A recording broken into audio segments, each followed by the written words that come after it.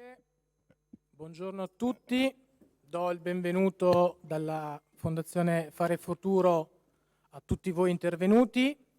Io parto dai ringraziamenti, ovviamente ringrazio qui alla mia sinistra il Ministro Tajani per la sua presenza che è molto significativa, agenda sempre ricca di impegni, ma ha voluto essere presente a questo importante impegno, questo importante seminario.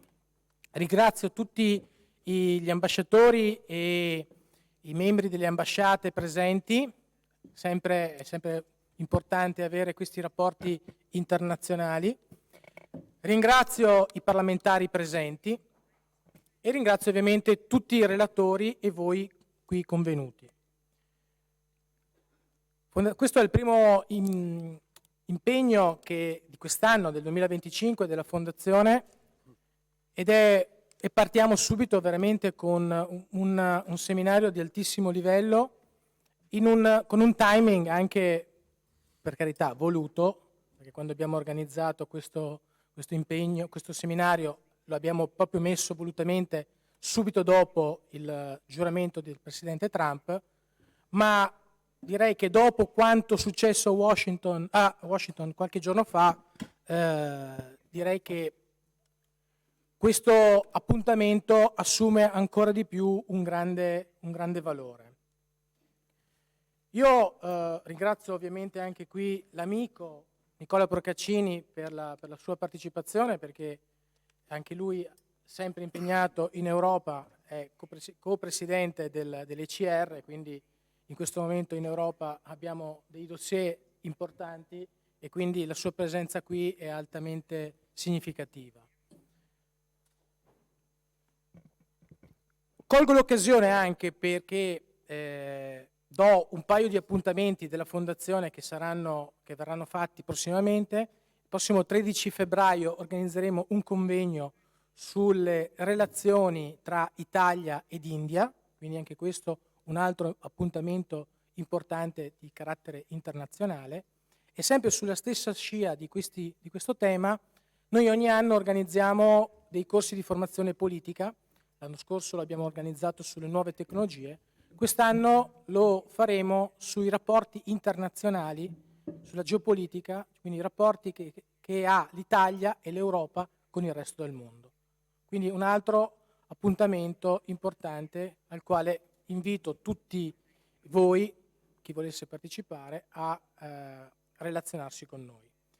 Faccio gli ultimi ringraziamenti, ringrazio Nicola Portaci e Sabina Macri che hanno organizzato questo evento e soprattutto l'ambasciatore Gabriele Checchia che è l'anima e il cuore di questa iniziativa. Farei un applauso a Gabriele perché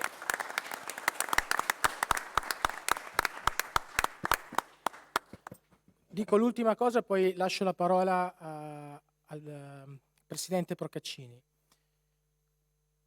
Veniva spesso attribuita a Kissinger una frase che diceva che se lui doveva chiamare l'Europa non sapeva mai quale numero dovesse fare.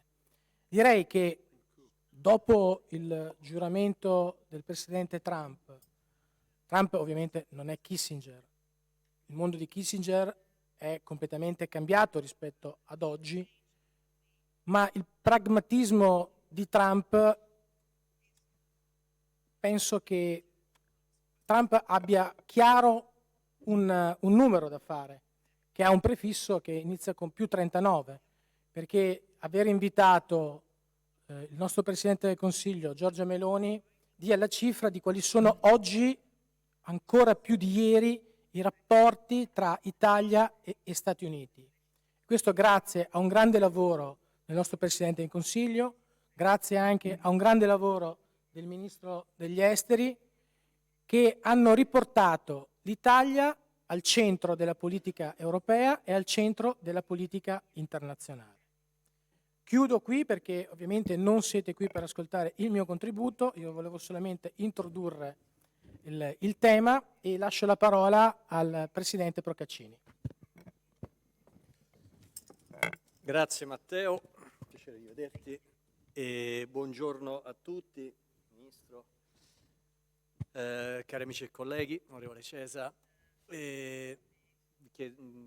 lasciatemi fare questo breve saluto in lingua inglese gentilmente, perché chiaramente si tratta di un evento internazionale e quindi è doveroso per il ruolo che ricopro utilizzare l'inglese. So, ladies and gentlemen, dear friends and colleagues, I would like first to thank Fare Futuro, but also IRI and the Heritage Foundation for the invitation to address you today. It's a great pleasure for me to address this event as a co-chairman of the Conservative Group in the European Parliament, and for the first time in my new capacity as President of New Direction, the official foundation of the European Conservatives and Reformists family, the political home of parties like Fratelli d'Italia in Europe, as you know, and the European home of the American Republican Party. Today's event is especially important as we are gathered together just days after the inauguration of President Donald Trump. His election in November signaled to us a major change in the political order, in which conservatives continue to go from victory to victory across the world. In Italy, we did it 2 years, a little bit more, ago, and the excellent job of President Meloni is amazing everybody, everywhere. President Trump is for us as conservatives in Europe a chance to reset the transatlantic relationship and push forward together to achieve our common goals. Those goals include the primacy and the strength of the democratic world order led by the West, the opening of new fair trade agreements that benefits all of our citizens, and a return to the promotion of fundamental values such as free speech, freedom of religion, and the centrality of family. As President of New Direction, I'm proud to have the chance to play my own role in this renaissance of relations amongst conservatives on both sides of the Atlantic. New Direction has for many years been central in maintaining close relations with our American allies as the Heritage Foundation and the International Republican Institute. In the last few years, New Direction has worked to create a smooth dialogue between American and European conservatives, including organizing visits to Washington, D.C. and working on events to promote common points of interest.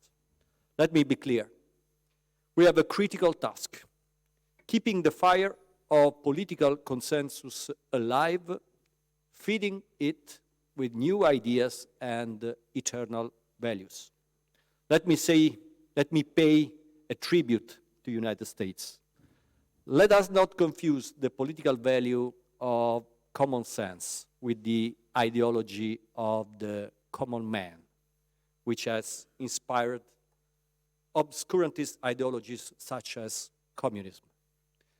Barry Goldwater said, "The first thing a conservative has learned about human beings is that each member of the species is a unique creature."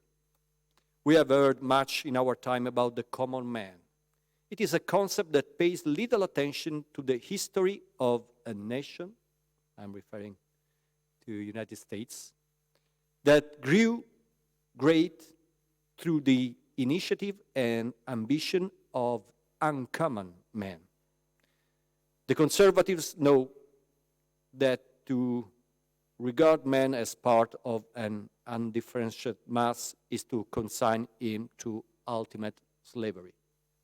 As a European conservative movement, we find ourselves once again in a moment in which we can really drive forward the agenda, shoulder to shoulder with our American conservative allies. We will face tough challenges together. We will do it without fear, each being able to count on the fraternal support of the other. I thank you all, and I look forward to today's event. Thank you.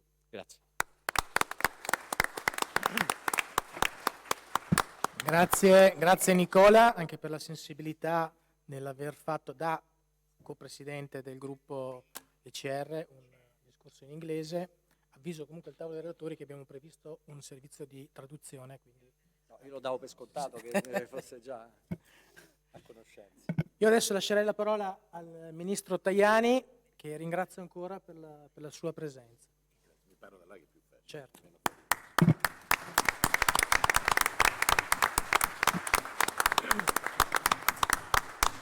Good morning to everyone. Welcome in Italy, dear friends. I will start in English, then allow me to talk in my mother tongue because I am the Minister for the Affairs of Italy. My job is also to explain our position in our mother tongue. The beginning of my speech is America and Europe are two faces of the same coin. The coin is the West. Bisogna partire da questo presupposto per capire quanto siano importanti per l'Europa, e noi siamo parte importante dell'Europa, e per gli Stati Uniti le relazioni transatlantiche. Perché siamo difensori degli stessi valori. Certamente non dobbiamo avere una visione del neocoloniale del mondo, ma non possiamo neanche trascurare l'importanza della difesa di principi come la democrazia, la centralità della persona, il ruolo della famiglia e la nostra identità, che non possono essere cancellate nel mondo. Ecco perché solide relazioni tra l'Europa e gli Stati Uniti, io credo che l'Europa debba essere unita in questa azione di rapporto positivo con gli Stati Uniti. Io voglio dire a chi non sosteneva la candidatura di Trump che le relazioni tra noi e gli Stati Uniti non sono legate ad una parte politica, sono relazioni storiche tra due realtà che, come ho detto all'inizio, sono due facce della stessa medaglia.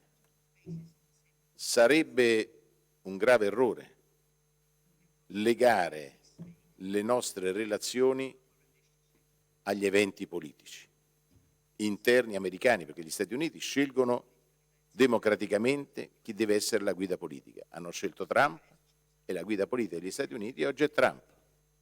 Ma noi europei, noi italiani abbiamo avuto ottime relazioni certamente con Reagan, con Bush, ricordo l'amicizia anche personale di Berlusconi con Bush che ha rinforzato moltissimo le relazioni transatlantiche, ma abbiamo lavorato con Obama, abbiamo lavorato con Carter prima, ma abbiamo lavorato anche con l'amministrazione Biden in maniera positiva.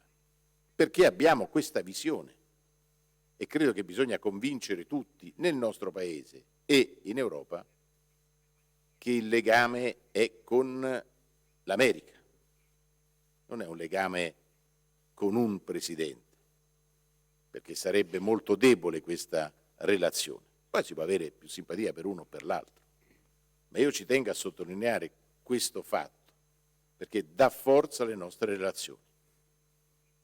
E bene ha fatto il Presidente del Consiglio italiano a giocare il ruolo di pontiere tra la nuova amministrazione americana e l'Europa.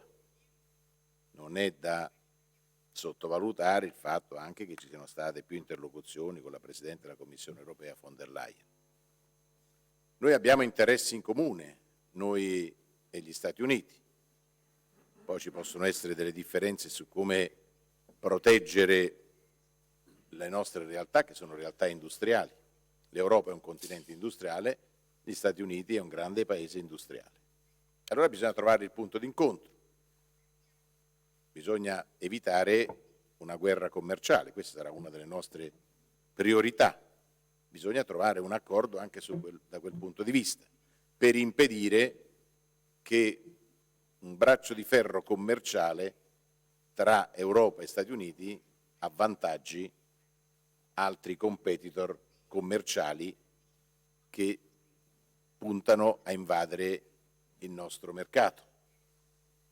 Quindi anche dal punto di vista della politica commerciale, lo dico dal Ministro del Commercio Estero, le relazioni con gli Stati Uniti devono essere rinforzate trovando soluzioni quando ci sono dei problemi. L'ho trovata io con il segretario di Stato Blinken per alcuni ostacoli che c'erano all'esportazione di alcuni prodotti italiani nel mercato americano dopo il Covid, e così a maggior ragione le troveremo anche con l'amministrazione americana.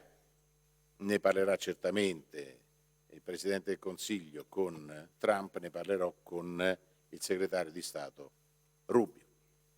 Noi abbiamo interessi comuni in Europa, abbiamo interessi comuni in Africa, abbiamo interessi comuni nell'Indo-Pacifico, abbiamo interesse ad avere relazioni forti, partiamo da più lontano, con l'India, con l'Australia, con la Nuova Zelanda, con tanti paesi del sud-est asiatico, penso alle Filippine, ma penso anche all'Indonesia, naturalmente il Giappone, che è uno dei paesi del G7. Ricordiamo sempre che gli Stati Uniti e l'Italia, insieme alla Gran Bretagna, alla Germania, alla Francia e al Giappone e al Canada, sono il G7, cioè i paesi più industrializzati del mondo. E noi dobbiamo difendere i nostri interessi, dobbiamo far sì che si mantenga lo status quo tra Taiwan e la Cina. Nessuno vuole avere un atteggiamento aggressivo nei confronti della Cina. Abbiamo sempre detto che per noi italiani la politica è One China Policy, ma difendiamo lo status quo per garantire anche la libertà di navigazione. Non è un caso che ci siano state anche navi della nostra Marina Militare presenti nell'Oceano Pacifico negli ultimi mesi. La Portaerei Cavour, ma anche la Amerigo Vespucci, che ha fatto tappa in tantissimi porti di quella parte del mondo. E lì dobbiamo difendere la libertà di navigazione, così come lo dobbiamo fare in Medio Oriente. Non è un caso che ci sia una collaborazione tra americani, britannici e italiani che guidano la missione Aspides per la protezione della nostra marina mercantile, visto che siamo un paese votato alle esportazioni, quindi una collaborazione per proteggere dagli attacchi degli Houthi i traffici marittimi. Veniamo al Mediterraneo. È importante che rimanga una presenza americana nell'area del Mediterraneo, perché il Mediterraneo deve diventare un luogo di pace, non può essere un cimitero di migranti, ma deve essere un luogo dove l'Occidente diventa l'interlocutore principale del mondo africano, non con ottica neocoloniale, non con ottica predatoria, ma con ottica di collaborazione.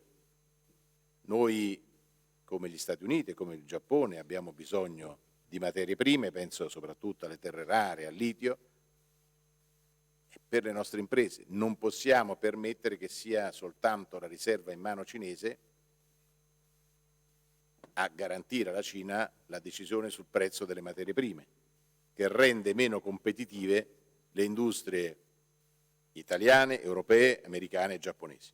Anche qui serve una politica comune e concreta per tutelare il nostro sistema produttivo. Lo stesso discorso vale per l'energia. I nostri amici americani sanno che proprio ieri il Ministro dell'Ambiente e dell'Energia ha consegnato al Presidente del Consiglio la proposta di disegno di legge del Governo per avviare un percorso che ci porti all'utilizzo del nucleare in un sistema misto di produzione energetica.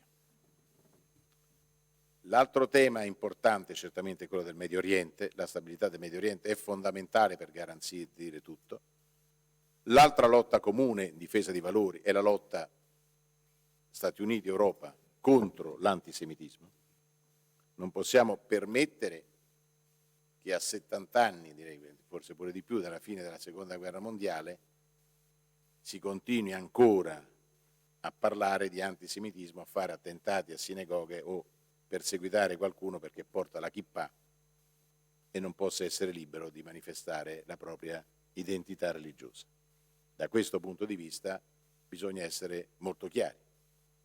Come siamo in Medio Oriente, certamente amici dei paesi arabi che garantiscono stabilità, così come siamo tutti favorevoli a sostenere gli accordi di Abramo, bisogna ripartire oggi dal 6 di ottobre del 2023 per favorire la pace e permettere a Israele di diventare interlocutore dell'Arabia Saudita e di altri paesi arabi che non vogliono la jihad islamica e che non vogliono la guerra, perché l'attacco di Hamas brutale del 7 di ottobre contro la popolazione civile israeliana era un attacco per impedire, a causa di una inevitabile reazione israeliana, per impedire gli accordi di Abramo, che invece noi abbiamo sempre sostenuto, americani ed italiani, perché portano stabilità in quell'area. L'arrivo del nuovo Presidente degli Stati Uniti, intanto ieri ha smentito la favola che lui avrebbe abbandonato l'Ucraina al suo destino, che avrebbe rotto i rapporti con l'Europa perché era disinteressato, mi pare che le parole del Presidente degli Stati Uniti vadano nella direzione della tutela dell'Ucraina, con una chiara presa di posizione su chi è l'aggredito e chi è l'aggressore. Detto questo, anche noi vogliamo la pace, per carità, che sia una pace giusta. Abbiamo difeso l'Ucraina perché abbiamo difeso il diritto internazionale. Ma è ovvio che vedere centinaia di migliaia di morti non fa piacere a nessuno. Noi siamo tutti impegnati per la pace. Sono favorevole a una conferenza per la pace, vi ho partecipato insieme al Presidente del Consiglio Meloni in Svizzera.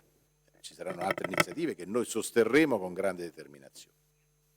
Il tema Ucraina, dell'ultimo punto che voglio affrontare, ci deve far riflettere sulle richieste che sono arrivate durante la campagna elettorale, ma già poi ribadite dopo il suo insediamento dal nuovo Presidente degli Stati Uniti, sulla NATO e sul ruolo dell'Europa.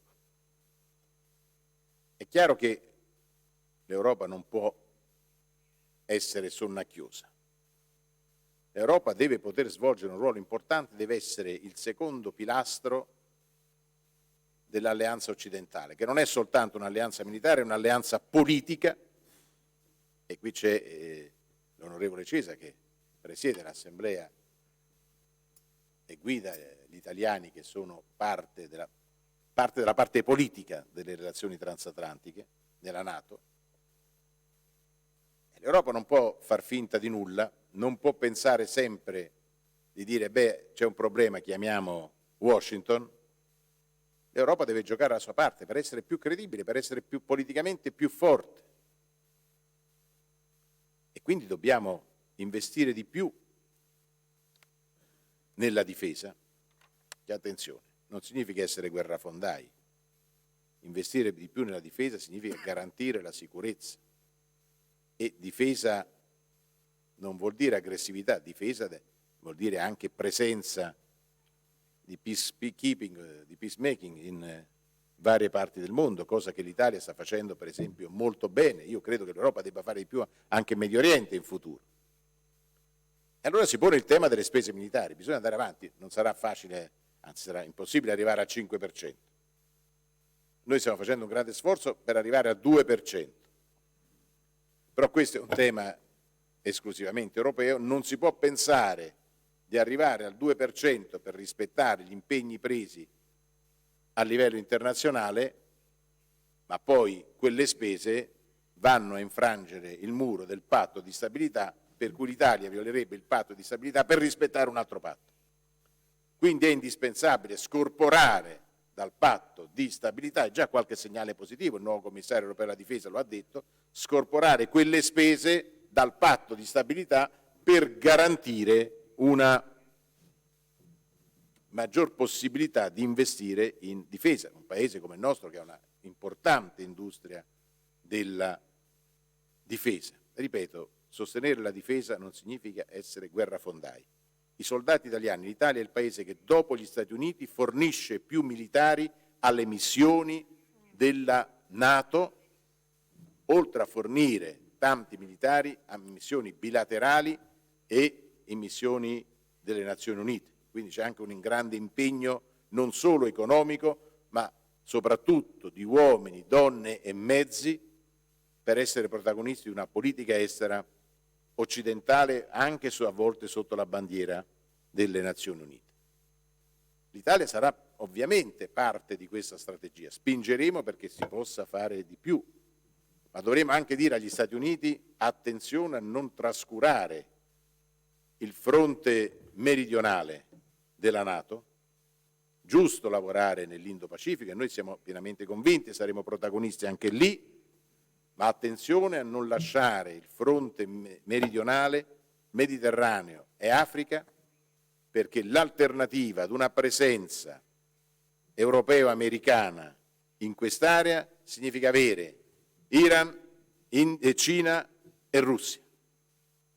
Non sottovalutiamo quello che sta facendo la Russia nell'Africa subsahariana, perché c'è una volontà di prendere possesso di quell'area e quindi condizionare da sud paesi che sono amici oggi dell'Occidente e portarli a fare scelte che vadano nei confronti a favore di chi vuole rappresentare un'alternativa dell'Occidente, perché c'è oggi nel mondo un confronto legittimo tra l'Occidente e gli altri. Noi siamo l'Occidente, giusto competere, ma non possiamo perdere questa sfida. Attenzione, c'è anche una sfida a livello finanziario, non sottovalutiamola. C'è un attacco al dollaro e all'euro da parte della moneta cinese, con il tentativo di sostituire come moneta chiave il dollaro e poi come moneta alleata del dollaro l'euro nei grandi contratti che si fanno in Africa. Non sottovalutiamo questo attacco, perché anche quando abbiamo fatto delle sanzioni sul codice SWIFT, sapete bene, per il passaggio di valuta da una banca a un'altra, che è il codice, diciamo così, occidentale, la Russia con la Cina ha trovato un'alternativa, un altro codice che ovviamente è meno forte, però non sottovalutiamo anche questa minaccia, per non parlare di tutte le minacce ibride, quindi penso a quelle cibernetiche ma anche altre. Quindi ne va della nostra forza economica, e la forza economica significa interesse dei cittadini, significa lavoro e crescita economica. Da qui l'importanza di rafforzare le relazioni transatlantiche con una visione strategica. E questo noi lo ripeteremo agli amici americani, alla nuova amministrazione. Mi pare che per quanto riguarda l'attenzione alla parte europea orientale sia arrivato un segnale chiaro, non di abbandono, di disinteresse, ma di impegno. E se l'impegno è quello di far capire alla Russia che deve smettere questa aggressione in violazione del diritto internazionale, è un messaggio molto positivo che accogliamo con grande soddisfazione da parte del Presidente Trump. Ma siamo d'accordo anche sul fatto che si debba poi arrivare alla pace. Cioè difendere l'Ucraina non significa fare una guerra fino all'infinito. Ma difendere l'Ucraina significa anzi lavorare per la pace. Una pace giusta, ci si dovrà sedere attorno a un tavolo, l'Occidente dovrà non tanto essere solo garante dell'Ucraina, ma garante del rispetto delle regole internazionali, del diritto internazionale. Stati Uniti ed Europa, perché nel mondo non possa passare l'idea che uno Stato più grande aggredisce uno Stato più piccolo se non è d'accordo. Questa è una violazione delle regole che l'Occidente nel dopoguerra ha dato in maniera molto chiara. Ecco perché dico che è una difesa anche di principi e valori la base delle relazioni transatlantiche. Grazie a tutti quanti voi, grazie per avermi invitato, buon lavoro a Fare Futuro, buon lavoro a tutti i nostri parlamentari e un saluto affettuoso a tutti i nostri amici americani. Grazie.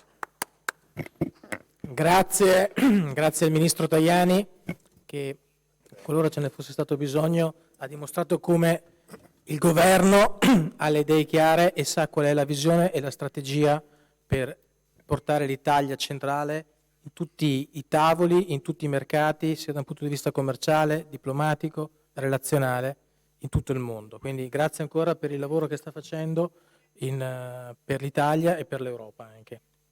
Mi permetti di scappare? È ampiamente giustificato perché... a firmare un accordo per inaugurare i voli tra la Mongolia e l'Italia, quindi significa più business e più turismo. Grazie. Buon lavoro, Ministro. Ciao, Grazie. Sarebbe dovuto essere presente qui anche oggi un altro ministro, che era il ministro Urso. Purtroppo oggi il ministro Urso è per impegni ministeriali in Sicilia, però ha mandato un video contributo che chiedo alla regia di mandare. Grazie. Il senatore amico Matteo Gelmetti, segretario generale della Fondazione, e lo staff di Futuro, con in testa il direttore per le relazioni internazionali, ambasciatore Checchia, per aver organizzato questo importante e significativo evento proprio all'inizio di questo 2025, anno decisivo per delineare i nuovi decisivi assetti geopolitici e geoeconomici dopo un decennio di stabilità iniziato proprio e non a caso con l'invasione, con la prima invasione russa in Ucraina, in Crimea e in Donbass nel 2014. Decennio poi che ci ha visto affrontare eventi straordinari e imprevedibili come la pandemia, il Covid, che ha interrotto le linee di approvvigionamento, mettendo in crisi il sistema della globalizzazione e quindi agli altri, purtroppo, drammatici conflitti, la seconda invasione dell'Ucraina, che ormai è avvenuta 3 anni fa. Sono 3 anni di guerra combattuta in Europa, e poi gli altri eventi in Africa, con i golpe che hanno cambiato gli assetti geopolitici del Sahel, con l'uscita in molti paesi di quello che era la presenza dell'Europa, e certamente ancor più con i gravissimi eventi in Israele, a Gaza, in Palestina,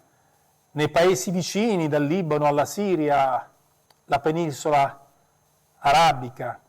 Ecco, la guerra intorno all'Europa, e dobbiamo capire come affrontare questi eventi. Eventi che hanno messo in luce alcune fragilità della nostra alleanza e hanno sottolineato anche l'esigenza di costruire su nuove basi l'autonomia strategica dell'Europa e dell'Occidente, come premessa alla necessaria transizione green, allo sviluppo dell'economia digitale, quindi anche alla nuova sovranità industriale che dobbiamo garantire, e alle necessità sempre più impellenti della difesa e quindi di una politica europea per la difesa all'interno di quella che viene realizzata nell'Alleanza Atlantica. Oggi siamo chiamati a costruire un nuovo mondo transatlantico, in grado di passare da un sistema di difesa militare a una rete di collaborazione nella gestione delle risorse, nella sicurezza energetica e nello sviluppo e nel controllo delle tecnologie innovative che sono la base della nostra competitività. Dobbiamo farlo perché, ne siamo tutti consapevoli, Purtroppo siamo in presenza di quella che viene chiamata una guerra ibrida, che si combatte, e lo abbiamo visto, sia in Ucraina che nel Medio Oriente, con eventi bellici che prima sembravano impossibili nella nostra generazione, ma che si combatte anche ogni giorno utilizzando ogni strumento, dalla disinformazione alla guerra economica e commerciale, ovviamente utilizzando come strumenti l'energia, l'approvvigionamento e il controllo delle materie prime e delle materie prime critiche che sono fondamentali nella duplice transizione alla tecnologia green e alla tecnologia digitale. Per questo, appunto, è necessario che si passi da una politica occidentale di difesa a una politica occidentale e quindi europea di autonomia strategica. In questo contesto l'Italia è diventata un punto di riferimento, sia per quanto riguarda le relazioni transatlantiche, lo dimostrano il livello di rapporti già tenuto dal governo Meloni con l'amministrazione Biden e ancor più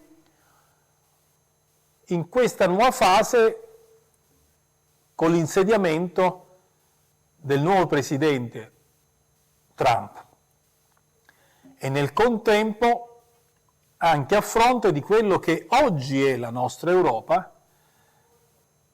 Il governo italiano, Giorgia Meloni, appare quello che maggiormente può garantire stabilità e quindi affidabilità e continuità politica, cose assolutamente importanti per questa fase, per questo nuovo inizio nei rapporti transatlantici. Tutto ciò ha reso il nostro Paese centrale nell'interlocuzione con gli Stati Uniti e centrale nelle decisioni che l'Europa, la nostra Unione, deve prendere, interlocutore credibile e influente a livello internazionale, come ha dimostrato anche l'esercizio della presidenza del G7 svoltasi nell'anno che si è appena concluso.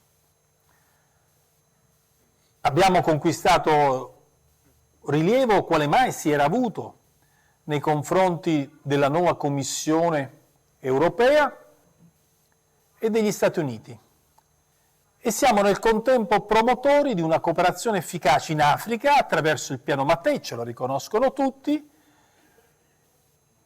e nella costruzione di un altro corridoio economico strategico fondamentale per l'Europa e l'Occidente con l'India, il Medio Oriente e il più vasto Pacifico, il più vasto continente del sud-est del Pacifico. L'Italia è al centro di tutto ciò ed è per questo che un convegno come quello promosso da Fare il Futuro, che ha una lunga tradizione nei rapporti con le altre fondazioni atlantiche e con quelle americane nello specifico, perché in questi anni abbiamo organizzato tanti meeting, sia a Roma che negli Stati Uniti, con una continuità di impegno culturale e politico che tutti ci possono riconoscere. Ed oggi tutto ciò è una risorsa importante che giustamente voi mettete in campo in questa principale sfida transatlantica che adesso riguarda, oggi più che mai, la necessità di sviluppare un'alleanza più forte, così da gestire la nuova globalizzazione, preservare la sicurezza economica e tutelare i valori democratici per assicurare ai nostri cittadini, ma anche a coloro che ci guardano con attenzione e speranza, la dovuta prosperità in un clima che noi ci auguriamo sia sempre più di pace e di collaborazione.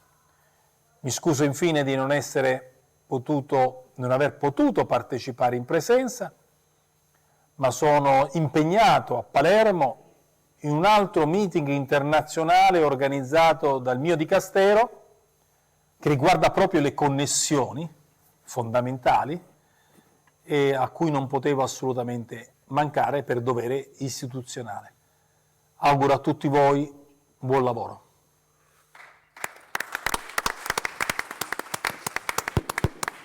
Il Ministro Urso ha sottolineato e ricordato quali e quanti sono i rapporti della Fondazione Affari Futuro con realtà, con fondazioni statunitensi. Uno tra questi è proprio il rapporto con la Fondazione Heritage, quindi lascerei la parola al dottor Carafano.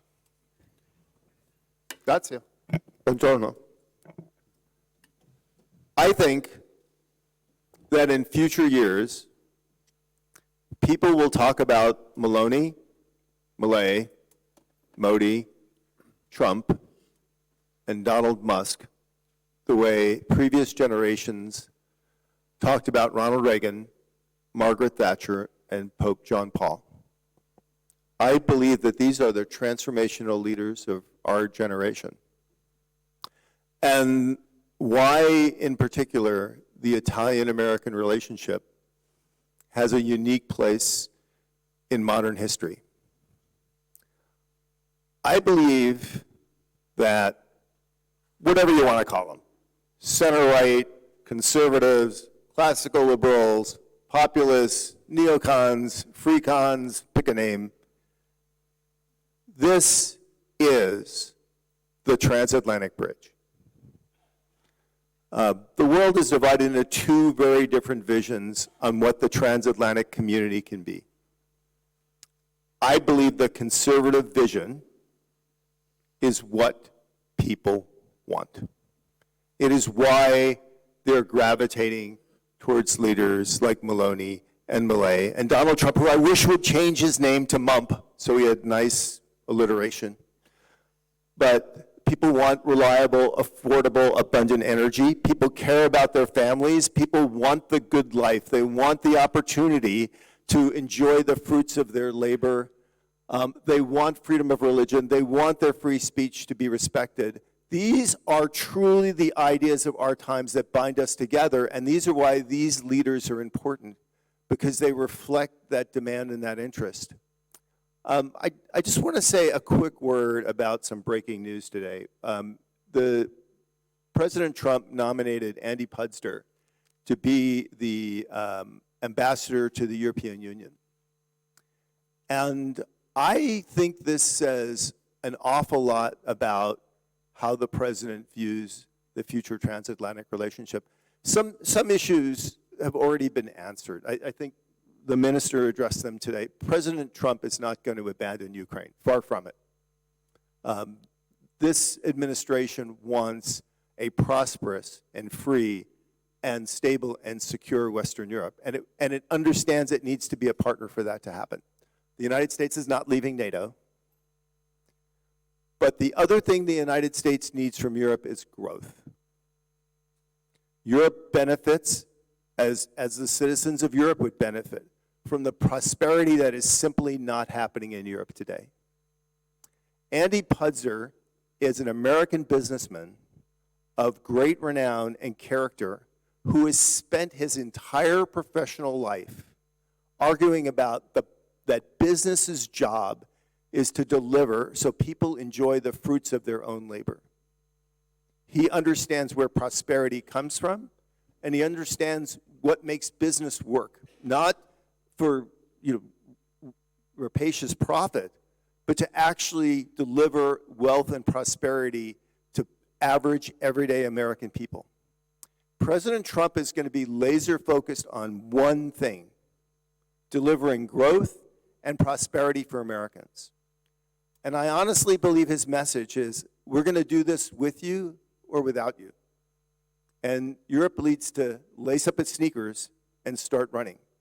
These, I think, are great challenges because we have very difficult questions to address in terms of energy and regulatory environments and opportunities in how we deal with China.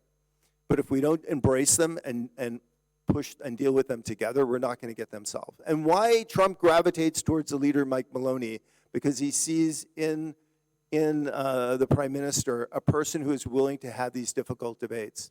And America needs to be helpful in the decision, not the decision, but in the discussion of the future of Europe.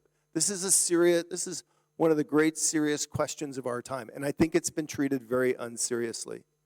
And all I hope the Americans bring to the table is to ask the hard questions of how are we going to bring the future of Europe. And I just want to end on this, if I may. What are we going to do together? And I was so heartened to hear many of exactly the right ideas. Where not just that we're going to cooperate together, but we're actually looking for Italian leadership on how to really energize this partnership between our two countries. Defense industrial cooperation is absolutely an area where the United States and Italy should be working hand in hand in delivering cutting-edge capabilities which are unmatched anywhere in the world. Italian industry brings really valuable and important things to the table, and it should be a partner at the table. America needs to look to Italy, for example, in shipbuilding, along with countries like Korea and Norway, on how we partner together to really energize this industry in the West. So the West is the dominant force in driving next-generation competitive shipbuilding. Africa. Italy is America's essential partner in envisioning how we partner in the future of North and West Africa. The development of corridors, the Three Seas Initiative, IMEC. This is the historic mission of recreating the traditional pathways that Eurasia has traded for its entire human existence, with the exception of the Cold War and the recent years. So bringing the Middle Corridor through the Three Seas Initiative, IMEC into full fruition, that is something that we can do together. Energy, I think Italy is one of the most visionary countries in Europe on how to have an all-above solution to delivering reliable, affordable, abundant energy to Europe and to Africa, and as the ideal partner for the United States. This is, when President Trump said it was the golden age, he was serious. It is going to be the golden age of America, but, and I say this with really just such great pride as an Italian American whose entire DNA is rooted in this country. This is going to be the golden age of an American-Italian partnership. Thank you. Grazie a Vicepresidente della Fondazione Heritage. Lascerei la parola adesso a Paul McCarthy. Thank you very much. It is such a pleasure to be here in the beautiful Italian Senate in the Sala Zuccari. Wonderful, wonderful venue for this. And I can't think of a better place for us to come together and discuss transatlantic relations with our core partners. We're so proud to have developed a strong working relationship with Fare Futuro and the Italian, the Atlantic Committee here in Italy, very strong partners for us. I wanted to thank in particular my colleague who is based here, who is responsible for the very strong partnerships that we have in Italy, Thibaut Mouzergue, who really made this conference happen. Without him, we wouldn't have been able to do this. I also wanted to thank James Carafano for the strong partnership that IRI has with the Heritage Foundation. I think we share a common goal, which is to build strong relations between conservatives on both sides of the Atlantic. IRI, I just want to say that IRI is committed to this project, and European conservatives and reformists are a key part of this, and I wanted to thank Nicola Procaccini, the co-president of the ECR, but also to congratulate him on taking over the mantle, if you will, of New Direction. We work very closely with New Direction as well, so very, very good to be here with you. I don't want to take much of your time. You already heard from Dr. Carafano. We agree on a lot of these things. I just want to say a few words, and we'll be saying more about this in the panel on the new transatlantic dynamic. But just to explain, because we talk often about international issues, but we don't often talk about the dynamic in the United States. And I just want to underline something for you. As someone who voted for Trump in this round and in previous elections, that we really dodged a bullet with these elections. Elon Musk was correct that if we had not won these elections, the Republican Party would have been finished. Unbridled migration, confusion over genders. As a conservative Catholic, I felt deeply about this, and the feeling that the United States was no longer respected on the world stage. This changed, and I wanted to congratulate the American people for making the right choice and to underline the fact that this was their victory as much as it was President Trump's victory. So it's an incredible partnership. Moving forward, though, what's going to be important is to connect our friends here in Europe and in Italy, most importantly, with the new team that's coming in. We don't have the full picture about what the leadership is going to look like on Europe coming from the United States. I think the naming of Andy Puzder was a major announcement, and it shows you that Trump is going to take relations with Brussels seriously, but it is going to be a serious conversation between adults. If there's one thing that President Trump wants, it's not, I've heard this from some people, where the United States is trying to make Europe submissive to it. That is not what Trump wants. Trump wants a conversation between adults, not between a parent and a teenager, if you'll excuse the because those never analogy. end well. Yeah, because that does not end well, and it's not going well right now. Trump is committed to changing that dynamic, talking adult to adult on trade, on Ukraine, on NATO, and so forth. And I think there really is a new era dawning in transatlantic relations. But Europe has to step up to the plate and be a serious interlocutor on all of these issues and be prepared. Last night we had a wonderful dinner at Ambassador Landy's embassy, and one of the discussions was whether Trump was going to put more of a focus on the bilateral relationships in Europe or on a European. He is going to do both. It's going to be both Brussels plus the capitals. And to come to Rome, Prime Minister Meloni and Italy are going to play a very, very important part of this, but they're also going to be serious and difficult conversations with regard to Italy's role in all of these questions that we're talking about. But we're on a good footing. This is a government who believes many of the things that we believe in collectively, and also the incoming Trump administration.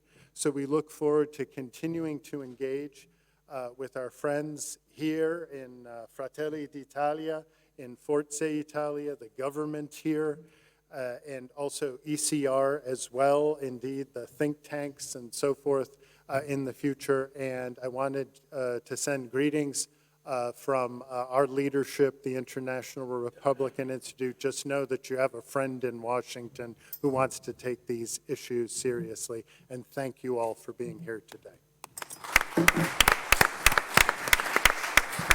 Grazie, Mr. McCarthy.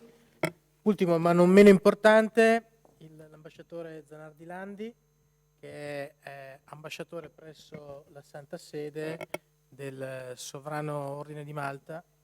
Prego, ambasciatore. Grazie. La cosa è curiosa in sé che in un convegno destinato a guardare il futuro e al modo con cui l'Europa si deve confrontare con un'amministrazione americana che ha chiaramente impresso un'accelerazione alla modernizzazione, alla trasformazione e alla corsa verso il futuro, venga chiamato chi rappresenta una delle più antiche istituzioni al mondo, perché l'Ordine di Malta, bene o male, è qui da quasi 1000 anni e continua con la proposizione di valori che sono incambiati dal 1058, mi pare.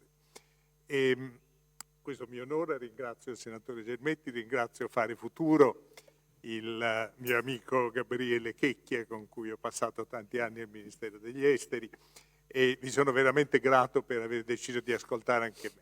Quali sono i motivi per cui l'Ordine di Malta si trova coinvolto in una riflessione di interesse attualissimo? È il pieno della Sala Zuccari oggi, è il pieno delle grandi occasioni, il che significa che chi ha pensato di dedicare un convegno oggi alle sfide transatlantiche ha toccato un punto molto sensibile e di grandissimo interesse per il pubblico italiano ed europeo.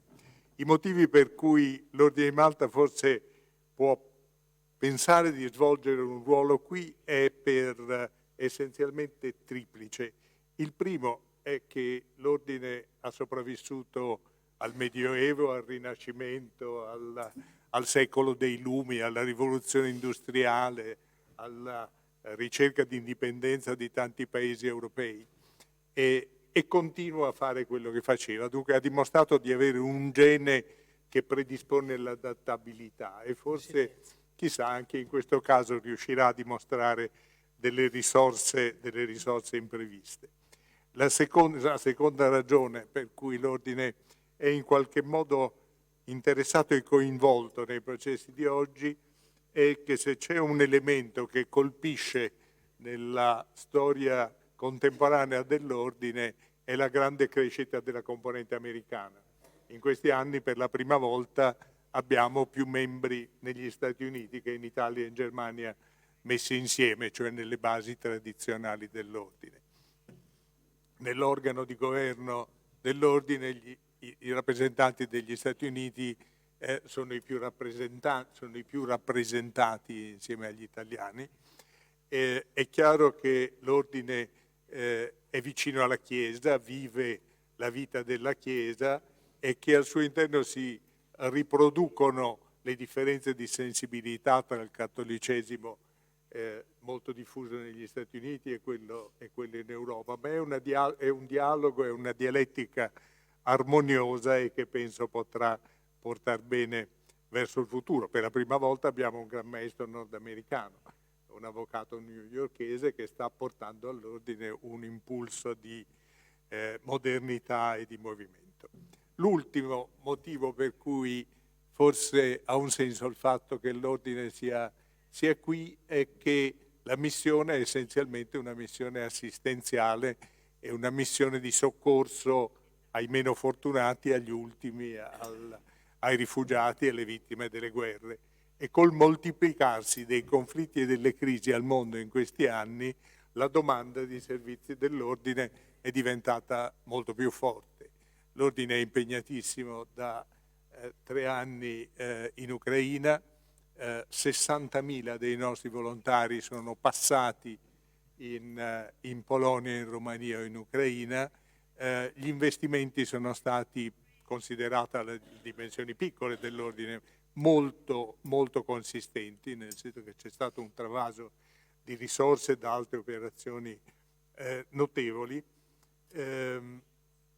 L'Ordine è stata la prima entità europea a riuscire a stabilire un flusso di aiuti alimentari a Gaza già dal 15 giugno dell'anno scorso. Siamo arrivati prima di grandi paesi europei per il fatto che l'Ordine non spaventa, per cui con l'aiuto del Patriarca Latino di Gerusalemme e dei buoni rapporti col governo israeliano e con servizi del governo israeliano siamo riusciti a stabilire questa piccola pipeline di aiuti alimentari che bene o male nutre 25.000 persone su pianta permanente da giugno ad oggi.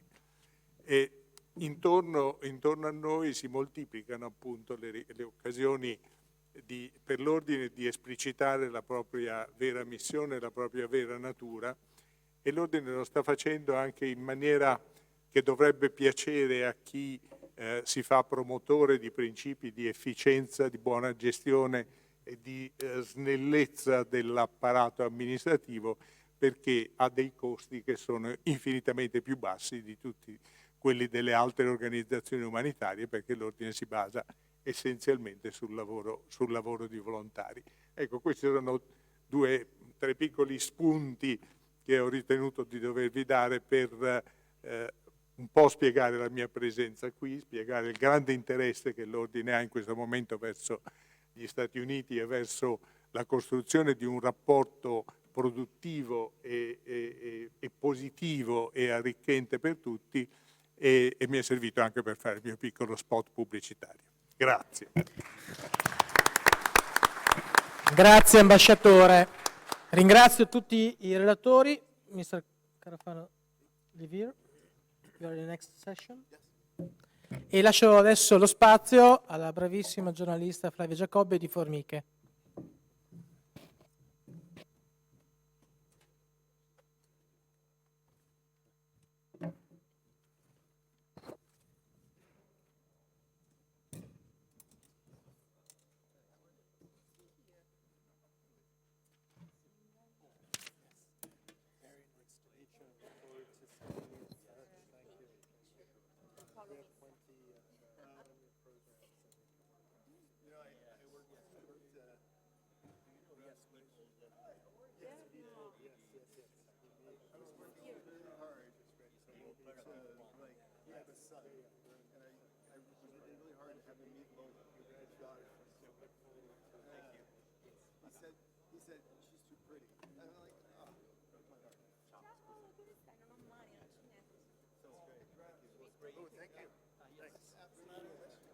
No, I'm in the second panel, yeah. I think we're going to do something together in Brussels that I do and Andrew, so I'm really looking forward to this. Good to see you. Thank you. Bye-bye. It was nice to meet you. I'll look forward to seeing you in Brussels and doing stuff with you when we're told in the near future. Bye-bye. Cominciamo subito. We start... Lucio Malano, infatti. Sei qua, mi sembra. Which, I discovered you guys are right next to me.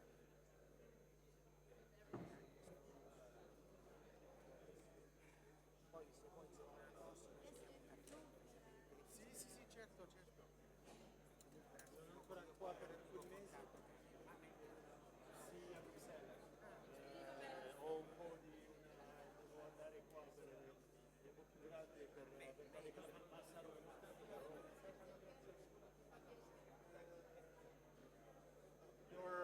so you were here?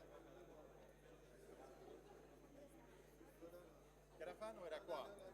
Ok. Carafano è qua, io sono qua.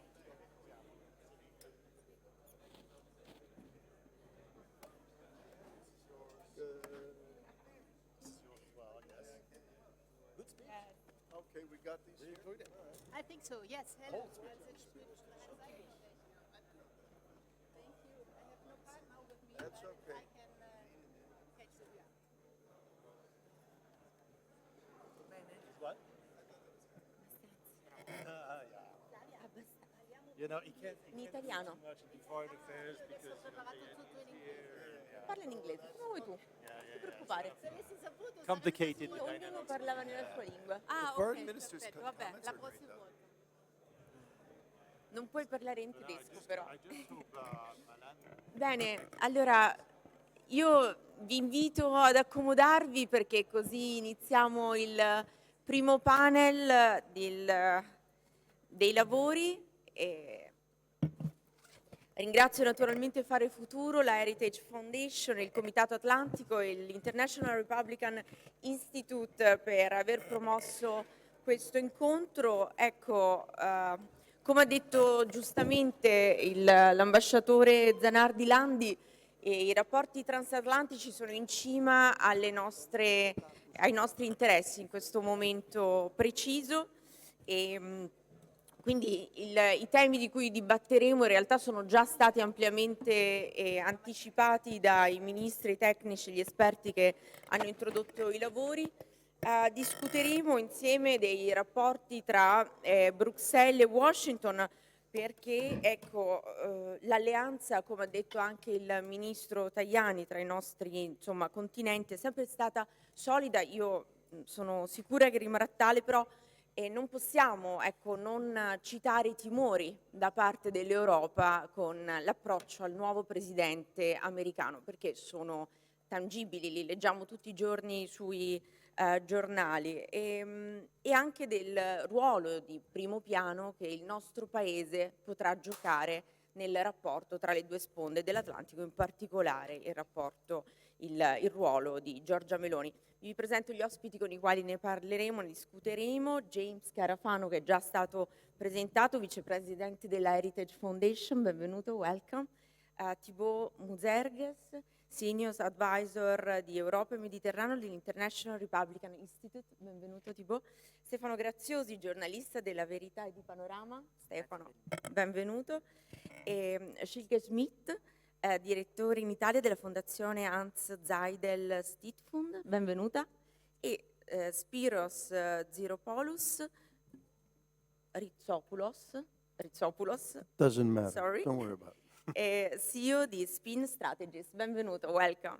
Bene, allora, io direi, visto che già James Carafano ha un po' anticipato quello che potrà essere Trump letto dall'Europa, io comincerei proprio da James perché ci aiuti a comprendere meglio a noi italiani ma anche agli europei l'approccio di Trump. Penso che possa essere molto utile in questa fase l'approccio di Trump e delle sue politiche, perché a volte l'Europa spesso ha difficoltà a entrare in sintonia con il suo approccio muscolare, diciamo. Prego, James.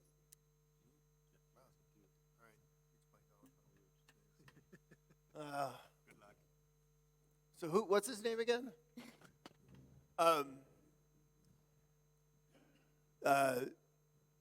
think one of the really significant problems in the transatlantic dialogue is that we interpret Trump reflexively through the voices which flood Europe, and we have this kind of echo chamber. And this, to me, I think was very much reflected when I got here, because the first question I was asked is, what about all these oligarchs that Trump has, right? Which was not a topic of discussion in the United States until the last few days when American media suddenly decided that people that they had no problem with for years, leaders in the tech industry, were suddenly oligarchs because they showed up at Trump's side. Now, I expected that in the United States because that's their job, which is to attack Trump, because that's the only thing they know. But then, I wasn't terribly surprised when I got here and I heard the exact same questions as if it was just parroting back this nonsense. If people want to understand Donald Trump, they actually have to make an effort to do that. And I've always found it very difficult because Trump is absolutely transparent. He's exactly who he says it is. And I could just put it very simply, there was this saying that in 2016 for the people that voted for him is that they took him seriously but not literally, and that all his opponents took him literally but not seriously. And that actually turned out to be very true. And when people like to interpret Donald Trump through the rhetoric because it gives them an opportunity to have exactly the Trump they want. And the problem with that is how you interpret what Trump says. If he says provocative things, he might actually mean them, but sometimes it's, are you listening? This is absolutely the truth in the case of Greenland and Panama. You know, where he said, well, I'm going to seize Panama and, I'll take over Greenland and make Canada the 51st state. Those were statements saying China, Russia, and Iran have been playing in the Western Hemisphere for over a decade now in malicious and dangerous ways, doing things in places that traditionally have been vital to America's security, but we didn't talk about them or care about them because we never worried about them. And now we see these things actually threatened. On the scale of, I think, what we experienced in the Cuban Missile Crisis under JFK. Trump doesn't want a Cuban Missile Crisis. He wants people in the Western Hemisphere to take these challenges seriously. And, well, I saw people clutching at their pearls. You know, in Greenland, which I just talked to folks from Greenland a few days ago, and in Panama, they don't think Donald Trump is going to send in the 82nd Airborne Division. What they saw in that is exactly what it was. It was a statement that we need to think seriously about the security relationship that we have. And both of the leaders in both places said, yeah, we need to do that. He's right. These are threats in the theater, and we have to address them together. Now, it doesn't mean to dismiss the provocative rhetoric. Well, he'll never do that, because actually he might do that. But the point is, it's a statement of sincerity that he will do these things. And so what I would ask is if you want to have an adult conversation or understanding Donald Trump, you simply can't do that by sitting in front of CNN or listening to his opponents in the United States define him and think you understand who he is and what he's trying to do. And if you don't believe that he's sincere, when he says, I want the Ukraine war to end, because I'm tired of watching Ukrainians needlessly die, that's really what it's about. When he says, I want my country to prosper, because it's not fair that Americans work hard and at the end of the day they have nothing to show for it, that's what he really means. And I think, as we said in the opening session, I think the best days of the transatlantic community are ahead of them. But we have to take that challenge seriously, because he does. Thank you. Grazie James. Stefano Graziosi, ecco, Donald Trump ha trovato dopo 4 anni un mondo completamente cambiato, dilaniato dalle guerre, eccetera, veramente molto diverso, però a cambiare probabilmente è stato anche il trumpismo, nel senso in 4 anni diciamo qualcosa è cambiato. Vuoi raccontarci il tuo punto di vista di questo cambiamento del fenomeno Trump? Sì, grazie mille innanzitutto anche per l'invito da parte di Fare Futuro, International Republican Institute, Heritage Foundation e Comitato Atlantico Italiano. Sì, diciamo che il trumpismo in 4 anni di amministrazione Biden ha attraversato quella che potremmo definire una traversata nel deserto, e quindi ne è uscito in parte trasformato, dico in parte perché comunque alcune caratteristiche originarie del trumpismo restano tali. Mi riferisco soprattutto a 3 caratteristiche: la grande attenzione alla working class della Rust Belt, quindi gli stati operai come Michigan, Wisconsin, Pennsylvania, stati che non a caso Trump lo scorso novembre è riuscito a riconquistare. E quindi il trumpismo è un fenomeno, un movimento che ha riportato il Partito Repubblicano a crescere proprio tra i colletti blu di queste aree. Il secondo aspetto che permane del trumpismo, diciamo, originario, è la grande attenzione anche alle minoranze etniche. Questo non viene in Europa quasi mai troppo sottolineato, si preferisce la narrazione fasulla del Trump ostile alle minoranze etniche, in alcuni casi presentato addirittura come razzista. In realtà le cose non stanno così, perché con Trump il Partito Repubblicano è tornato a crescere anche tra le minoranze etniche. Pensate che a novembre Trump è diventato il candidato repubblicano che nella storia è riuscito a conquistare più voto ispanico di tutti, ha battuto il record di George W. Bush, e anche nel voto afroamericano Trump è cresciuto. Non a caso durante il discorso di insediamento ha citato Martin Luther King. Non è stata, io credo, una citazione così, diciamo, posticcia, ma l'approccio di Trump alle minoranze etniche è sempre stato abbastanza in linea con quello del reverendo King, cioè l'idea che la soluzione non è l'identity politics, il, diciamo, far leva sulle divisioni etniche per creare, diciamo, delle quote, ma al contrario il valore aggiunto delle minoranze è rendere, diceva anche il reverendo King, quelle minoranze uguali, di pari dignità davanti alla legge, quindi si è prima americani e poi si è tutto legittimamente il resto.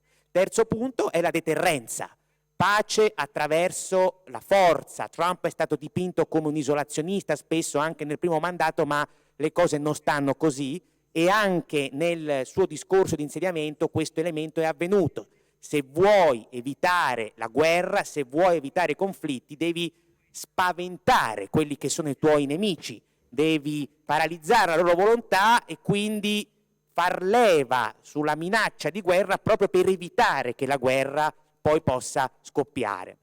Dicevo, in questi elementi, su questi elementi tradizionali, in un certo senso, del trumpismo, se ne sono innestati altri.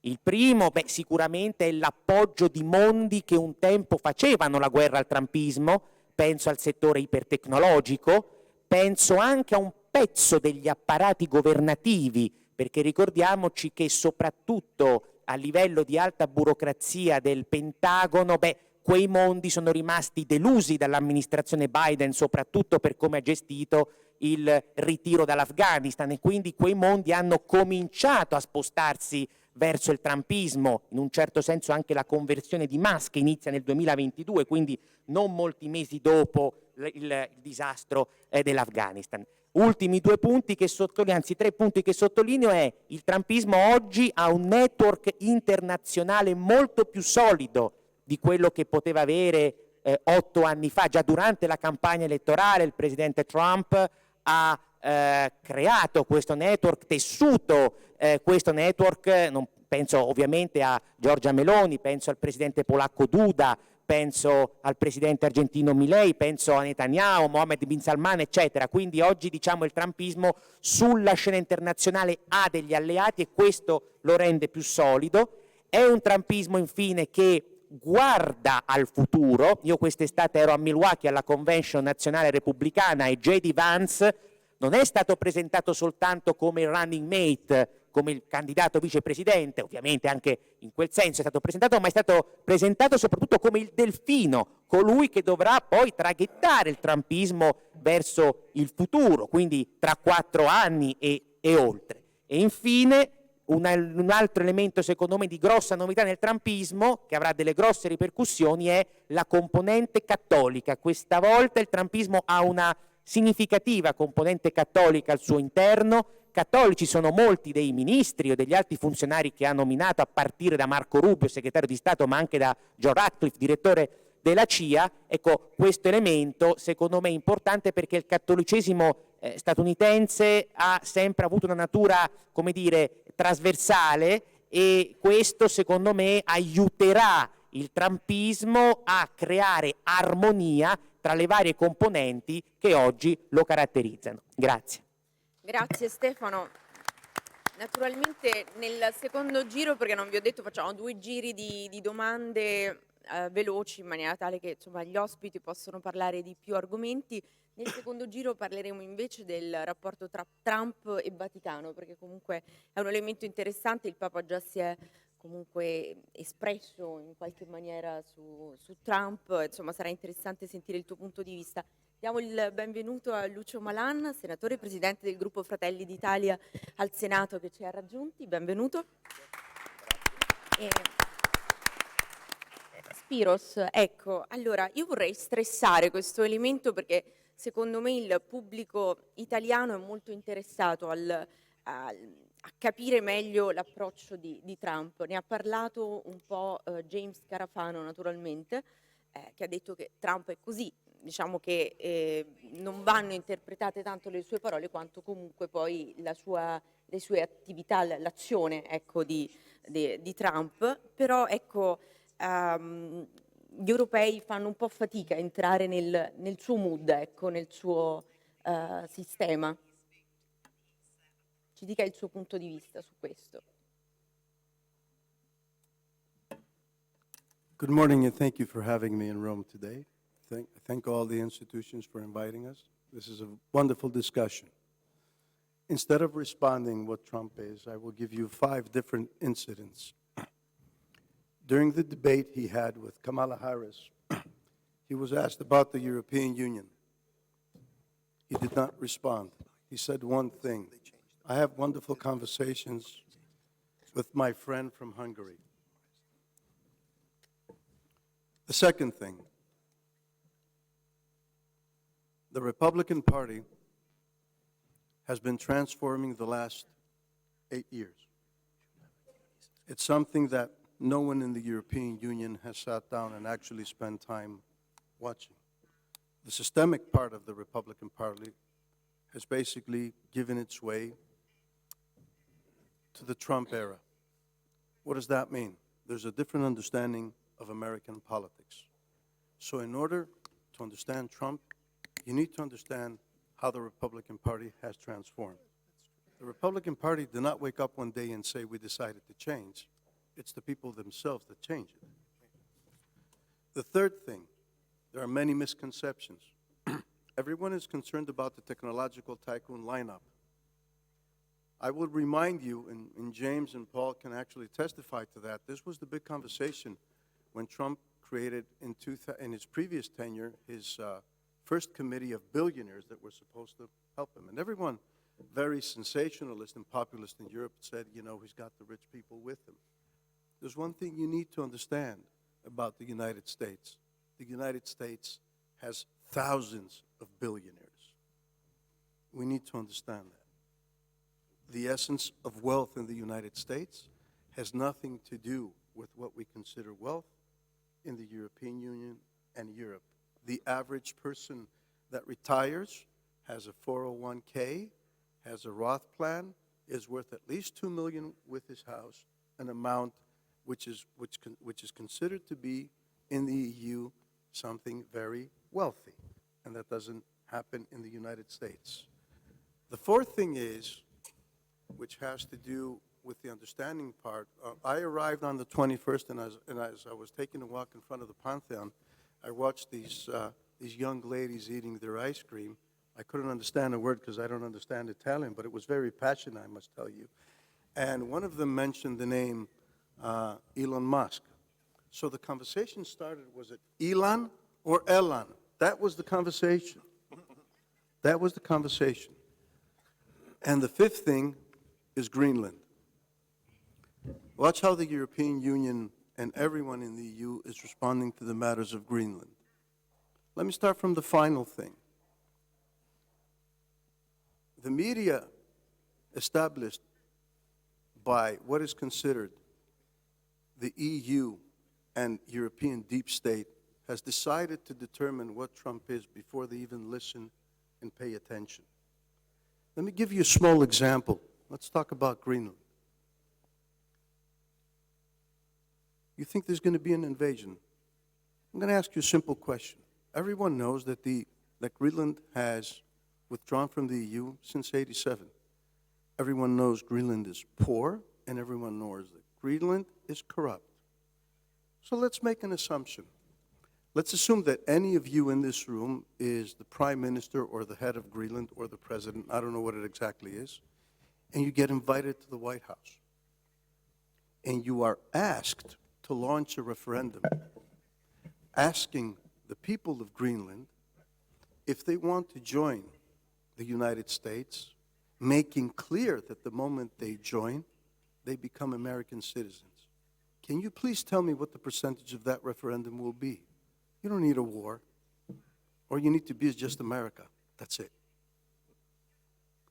Let's go to the thing when I spoke about the ladies.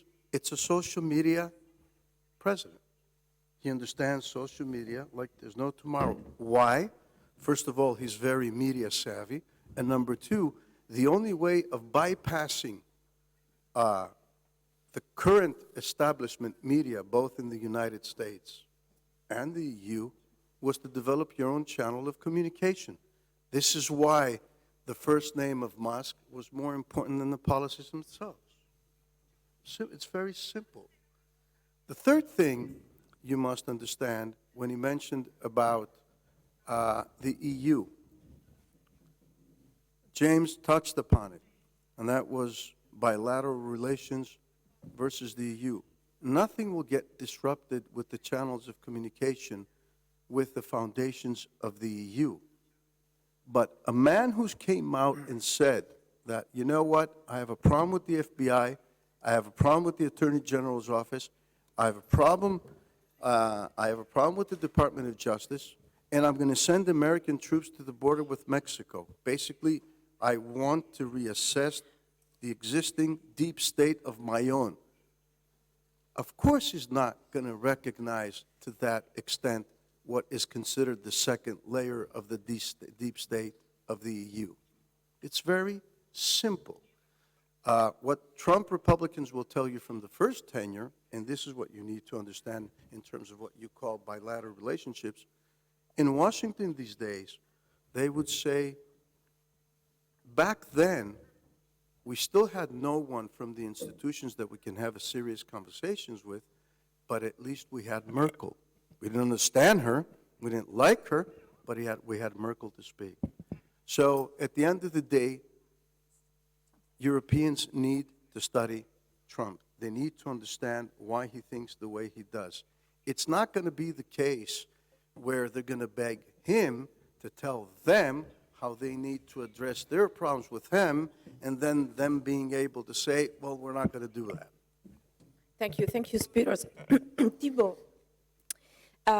l'effetto Trump potrà avere comunque diciamo, poi ecco, la vittoria di Trump un effetto anche sull'Europa, quindi sui paesi europei, quindi sulla destra europea, secondo te, e come si inserisce questo in una teoria di post-populismo? Insomma, può vedere dei leader della destra europea, ecco, emergere in questo momento. Grazie Flavia, scusami che continuerò in inglese, ma mi vergogno un po' dopo 4 anni e mezzo qui a Roma di continuare a parlare in inglese, ma non mi piace macellare la lingua nobile di Dante così, e penso che anche l'accento francese lo sentite troppo nel centro di Roma, allora continuerò in inglese. To answer your question, Flavia, I think we should talk about a relationship rather than an influence, because I would actually argue that Donald Trump has taken a lot from Italy. I seem to remember that the idea of a millionaire going into politics and taking the center right by storm is something that Italy lived a few decades ago.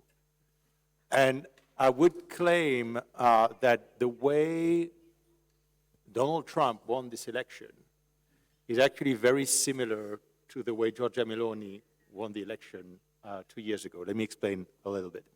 First of all, I'll try to get as large as possible view of what has been going on in the West over the past year. I mean, a truism is to say that the past year electorally, which was like a huge year of election, right? I think it's the first time so many people voted in the world, and obviously Europe and the United States are not the exception. The truism, what you read and what you hear in a lot of media, which is not wrong, is to say that this was a bad year for incumbents. It has nothing to do with left and right, because look at the Labour Party beat the Conservatives in the UK. I actually would say, yes, it was a bad year for incumbents, but it was an especially bad year if you're an incumbent and if you were from the left. Because if you look all around Europe, in the United States and soon in Canada, if you were from the left, you are bound to have a bad year. There are a few exceptions. You could claim that the Spaniards, the Spanish left did okay considering the situation. You could say, you could point to the UK, but generally, it has been it has been a bad year for the left, and it has been a good year for the right. And I'm really talking about the right with a purpose, and I'll explain in a minute. What I find interesting is that in the victories of the right, I find the victories, whether it's Giorgia Meloni's victory in the European elections, Donald Trump's victory in the United States and in other places, what I see is an expansion of what I call post-populism, which I find was inaugurated by Giorgia Meloni in 2022 with her victory in the national elections. The Sweden Democrats are another example. Could point out to Belgium as well, where you have post-populist politics coming in.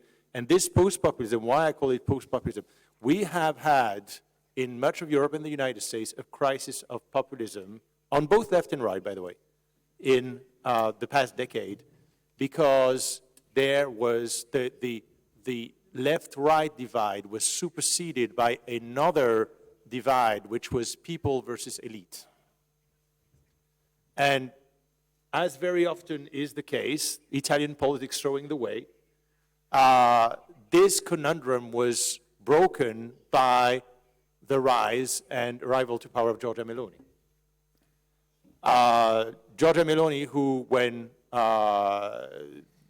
we had the Giallo-Verde government here in Rome a few years ago, said that this was a huge mistake and that for her, the main divide was left-right and that she would never go into a coalition with the left. You could be critical of her for making that choice, but I think the reality is that she was proven right because at the time, yes, for a couple of years in Italy, the divide between populists and elites was the strongest. And I think the Giallo-Verde government was a very, very good example of that. But today, and this is where I would say this is Giorgia Meloni's genius, is that she has understood that this was not going to last long. And there's several reasons why we went back to, this divide between populists and elites went down in flames. There are several reasons for that. The COVID crisis, the invasion of Ukraine, Brexit, a few other things. But today we get back to a split that is a much more classical split between left and right. The left has moved, the right has moved, but I mean, left and right, 1789, left and right were born in France over whether the king had a suspensive or an absolute veto over legislation in France. Let me tell you, in France or in any other country, today we are not talking about the nature of the veto of the king, mostly because the king got his head cut in France, and we don't have any king since 1870. So what I find interesting is that the return of this left-right divide has meant that countries like Italy, and I would say countries like the United States, have gone back to a certain normality. It is very interesting in this super election year to see the countries in which you still have a big populist crisis. France, Germany, Romania, Austria. All of these countries have refused one way or another to get back to the left-right divide. In France, you have Emmanuel Macron, who is keeping this sort of big centrist coalition, or extreme center, as he calls it.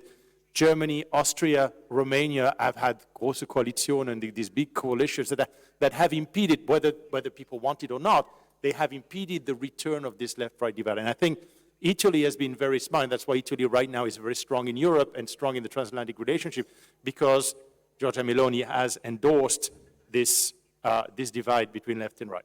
So now you're going to tell me, but why are you talking about the return of the left-right divide? What about Trump? He's a populist. I would say, so first of all, I'm not using populist in a negative sense, because populism is what I said. It's based on a divide between the elites and the people. And let's be honest, if you go back to the early 2010s, the elites hadn't particularly covered themselves in glory by that time. In 2008, the crisis, the migration crisis, et cetera, et cetera. I would say yes, Donald Trump was a populist in 2016, and he had a perfect adversary for that, because it was Hillary Clinton who was representing the system in a way that no other politician could. I would argue that in 2024, Donald Trump won on the left-right debate. And let me give you the two slogans that were the most important and the ones that really were extremely successful during the campaign. Comrade Kamala, so basically Kamala is a communist. You couldn't disagree with that. You can find it outrageous because, you know, nobody in the United States is really a communist, but it worked because, again, it was putting that left-right divide. And the other one, which I particularly like, is Kamala is for them, that is for they, them, Trump is for you. And again, this was like, there you have a choice between left and right, between a vision, a woke vision of the future of the United States, and one that is conservative. And again, you can be for it, you can be against it, but at least there is a debate. The thing that I found the most wonderful after Giorgia Meloni was elected and after Eli Schlein became leader of the Partito Democratico in this country, their first confrontation in the Aula Parlamentaria, there was a debate about issues, about immigration, and about the emigration of young people. We were talking about the real issues and not basically exchanging insults between politicians. And I think this return of the real debate is something that is absolutely wonderful. We're talking about ideas and no longer personalities, and this is something that was born in Italy. As always, you guys are a little bit in advance over the others, so you should be proud of, again, of trailing, of blazing the trail for us all. So I think what we are seeing, just to conclude, is this return of the left-right divide. And obviously, the left and the right have changed. Nobody in the Republican Party in 10 years ago or 15 years ago would have been against immigration. Nobody last year in the primary was pro-immigration. And that's, that things change. I will just leave you with this wonderful quote from Eugene Weber, an American historian of France, who said that revolutions like Reformation always start with utopia and end in orthodoxy. And I think we have a new orthodoxy right now between the left and the right, and it is up to citizens to decide which orthodoxy they want to have for government. Thank you very much. Thank you Thibaut. Abbiamo parlato molto di Trump, quindi di Stati Uniti, ma io vorrei andare da Silvia Smith invece per chiederle, ecco, in che stato di salute ritrova dopo 4 anni Trump l'Europa? La ritrova debole, questo lo sappiamo, divisa, non è purtroppo una novità, insomma siamo realistici nel parlarne dell'Europa. Il favorito presidente, insomma il cancelliere favorito alle prossime elezioni, Merz, ha chiesto che l'Europa parli con Trump, l'ha detto credo ieri, l'altro ieri, con una sola voce, o comunque che chi va a interpellare Trump prima senta gli altri leader europei. Che cosa ne pensa? Grazie innanzitutto per questo bellissimo invito, grazie anche a Thibaut. È un grande piacere per me essere qui in questa bellissima sala con questi esperti illustri. Sapete che non è la forza dei tedeschi la flessibilità. Siccome mi sono preparata in inglese, permettetemi adesso di continuare. Allora, so coming back to your question, I think that actually Europe is not in its best shape. Europe faces challenges in the economic, in the military and political spheres, but it has also a strong foundation to build on. So our ability to analyze these issues demonstrates the resilience and potential of the European Union. In recent months, many proposals have been published on how to tackle the challenges of Europe, including improving competitiveness, fostering innovation, reducing energy dependency and costs, enhancing integration, boosting production, and addressing democratic shifts. The Commission is launching major initiatives, such as the White Paper on the Future of European Defence. And whether these initiatives will succeed depends on the approval of the Council and Parliament, and the prospects are really good in this moment. The truth is that there are no easy answers, and we have to be prepared to choose between uncomfortable options and I think especially during Donald Trump's time in office. Ursula von der Leyen wants a pragmatic approach, she said a few days ago. She has affirmed that no other economy in the world is as integrated as the EU and the US ones, and there's a lot of stake for both sides. However, as the representative of the 27 EU member states, she was not even invited to the inauguration of Trump, and Europe was not mentioned in his first speech.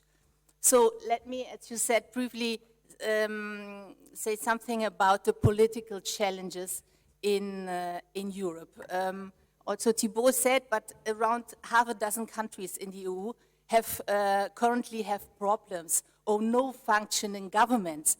France, Belgium, we see difficulties in Ireland, Bulgaria, and big problems, in my view, in Austria and also in Germany. Only Italy seems stable at the moment. In fact, we said it before, Giorgia Meloni was the only European head of government to attend the inauguration. And in Germany, she was labeled Trump's door opener in Europe. And I think she will play a key role, we said it also before, in Trump's relationship with Europe in the next years. Right-wing nationalists and even right-wing extremist forces in Europe attended the inauguration day. High representatives from Germany's Alternative für Deutschland, the alternative for Germany, recently classified as a right-wing extremist organization in Saxony. They traveled to America. Elon Musk interfered in the German election campaign and supported the AfD. He met with Chancellor candidate Alice Weidel online on X, and as you can imagine, this did not go down well with the other parties. Briefly, some points about the economic challenges. You said it before, since the pandemic, Europe has slipped economically compared to the USA, and the gap has widened in recent years.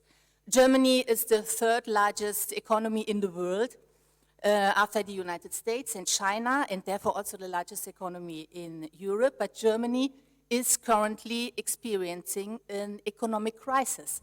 So the announcement that the Volkswagen Group management in Wolfsburg is considering closing plants in the home country for the first time, it was founded in 1937, comes at the same time as high energy prices, weak demand, and strong Chinese competition, which have made Germany to be currently the worst performing industrial nation in the world.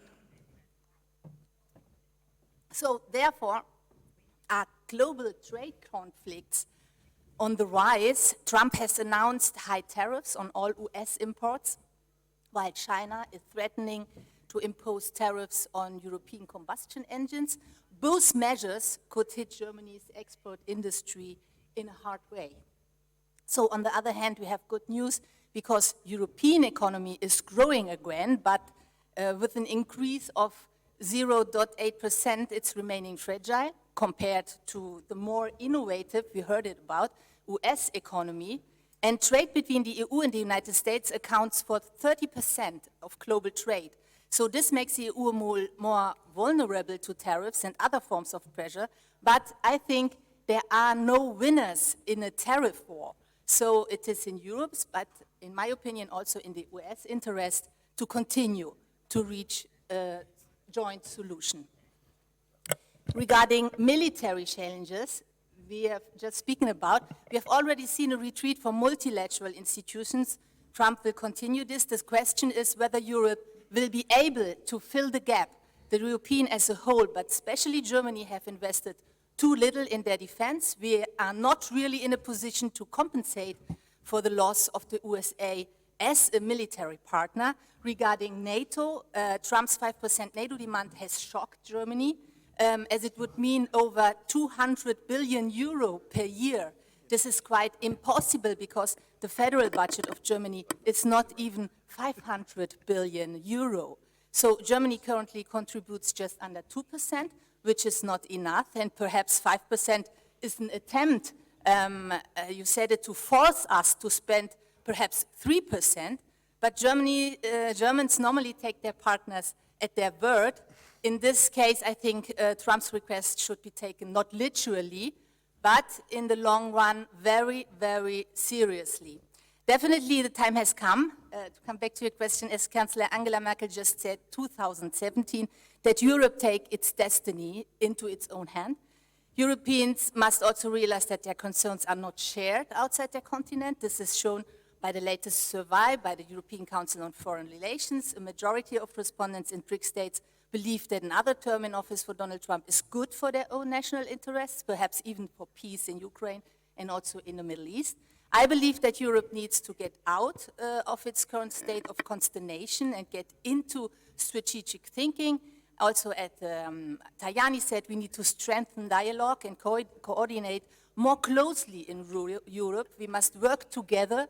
We must be prepared to take on international responsibility, and we must continue to defend the work of multilateral institutions and a rules-based international order. From this perspective, I think Trump has become a great opportunity for the European Union by promoting unity, seeking strategic autonomy, and asserting its global influence. In the EU can ensure that it remains a strong and resilient player on the world stage, and no matter what happens in Washington, also if there's a good relationship, I hope. But we have to do it, and I think we Europeans, we must stick together.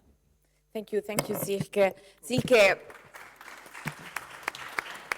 ha parlato di un tema che meriterebbe naturalmente un approfondimento a parte, che è quello delle spese militari, ma non lo affrontiamo qui perché non è il caso, anche perché diciamo ci sono ormai dei numeri che ci fanno venire un po' il mal di testa a noi italiani, perché diciamo che purtroppo ecco, già il 3% è un grande miraggio per noi, che dobbiamo ancora arrivare al 2%, quindi pensare al 5% è proprio un qualcosa che ci fa sentire male, meglio se non ci pensiamo. Lucio Malan, senatore, ecco, diciamo, abbiamo sentito tutti gli interlocutori, anche prima il vicepresidente Tajani, abbiamo sentito il ministro Urso, tutti si sono concentrati sul rapporto tra Europa e Stati Uniti con l'arrivo di Trump. Vorremmo sapere anche il suo punto di vista su questo. Sì, grazie dell'invito, grazie alla Fondazione Fare Futuro, Matteo Gelmetti e alle altre fondazioni che danno vita a questo evento. Io penso che il confronto tra Trump e i leader europei ha una difficoltà per questi ultimi, cioè per i leader europei, che consiste nel fatto di avere difficoltà a stare dietro alle innovazioni e alla velocità. Il solo fatto che Trump nel primo giorno, anzi nella prima mezza giornata, a mezzogiorno è diventato presidente, e nel resto della giornata, prima di partecipare alla festa di gala, ha avuto il tempo di firmare degli ordini esecutivi che hanno cambiato il panorama non soltanto per gli Stati Uniti sotto molti aspetti, ma anche a livello internazionale, evidentemente per l'influenza che gli Stati Uniti hanno sul resto del mondo, credo che ha già disorientato tutti e sono ancora forse al giorno prima, cioè, molti sono aggiornati sì al giorno prima, cioè sta per arrivare Trump è un problema, no? Per molti questo. Il fatto è che Trump è arrivato e i problemi o i non problemi li ha già fatti, li ha già creati, per cui c'è tendenza a stare un po' indietro. E c'è peraltro tendenza a stare un po' indietro anche alla realtà. Per esempio, tocco un tasto un po' problematico, Trump ha ritirato gli Stati Uniti dagli accordi COP, segue il numero, di Parigi e così via, e questo naturalmente non obbliga l'Unione Europea a cambiare formalmente, ma non può non tenerne conto. Cioè, allora la politica europea di riduzione delle emissioni, deve quantomeno trovare un altro senso se vuole continuare ad andare in questa direzione, visto che se non lo osservano gli Stati Uniti questo limite, a cosa serve che l'Europa riduca ulteriormente il suo 7-8%, quello che è di emissioni del mondo, perché non ci sono solo gli Stati Uniti. C'è la Cina che non a caso si è dichiarata preoccupata per l'uscita di Trump da quell'accordo, certo perché era molto comodo che altri lo rispettassero e loro non lo rispettassero, le dà un vantaggio competitivo enorme che rispetto all'Unione Europea è spettacolare. E dunque bisogna riuscire a essere aggiornati con la realtà, e la realtà comprende un Presidente degli Stati Uniti che si propone di essere molto innovativo, e penso davvero che lo sarà. Sappiamo molto bene che quando si è all'opposizione si prospetta il mondo ideale, poi per arrivare alla situazione ideale alla quale si vorrebbe arrivare, poi per arrivare a quella meta naturalmente ci sono molti passaggi intermedi, però la velocità che tenta di imprimere Trump la si vede già in atto, per cui credo che i leader europei che sapranno tenere conto di questa realtà si troveranno meglio, nel senso le loro nazioni si troveranno meglio. Giorgia Meloni, è significativa la sua presenza, unica leader europea ad essere presente all'inaugurazione, e peraltro il primo ministro italiano ad essere presente all'inaugurazione del Presidente degli Stati Uniti, indica che già è certamente quella in Europa che ha maggiore capacità e possibilità di adattarsi a questi cambiamenti. Ci sono alcuni aspetti, per esempio la questione dei dazi, che di primo acchito, e forse anche non solo di primo acchito, è un problema per l'Europa, ma bisogna innanzitutto tenere presente di un fatto, che nelle sue dichiarazioni Trump, sempre molto, molto sopra le righe, ha detto che non accetta che gli Stati Uniti siano trattati peggio di come loro trattano i loro partner. Per cui ci potranno sicuramente essere dei contatti, perché l'Unione Europea anch'essa ha delle politiche in qualche modo protezionistiche, magari non verso la Cina, ma anche in parte verso la Cina, siamo onesti.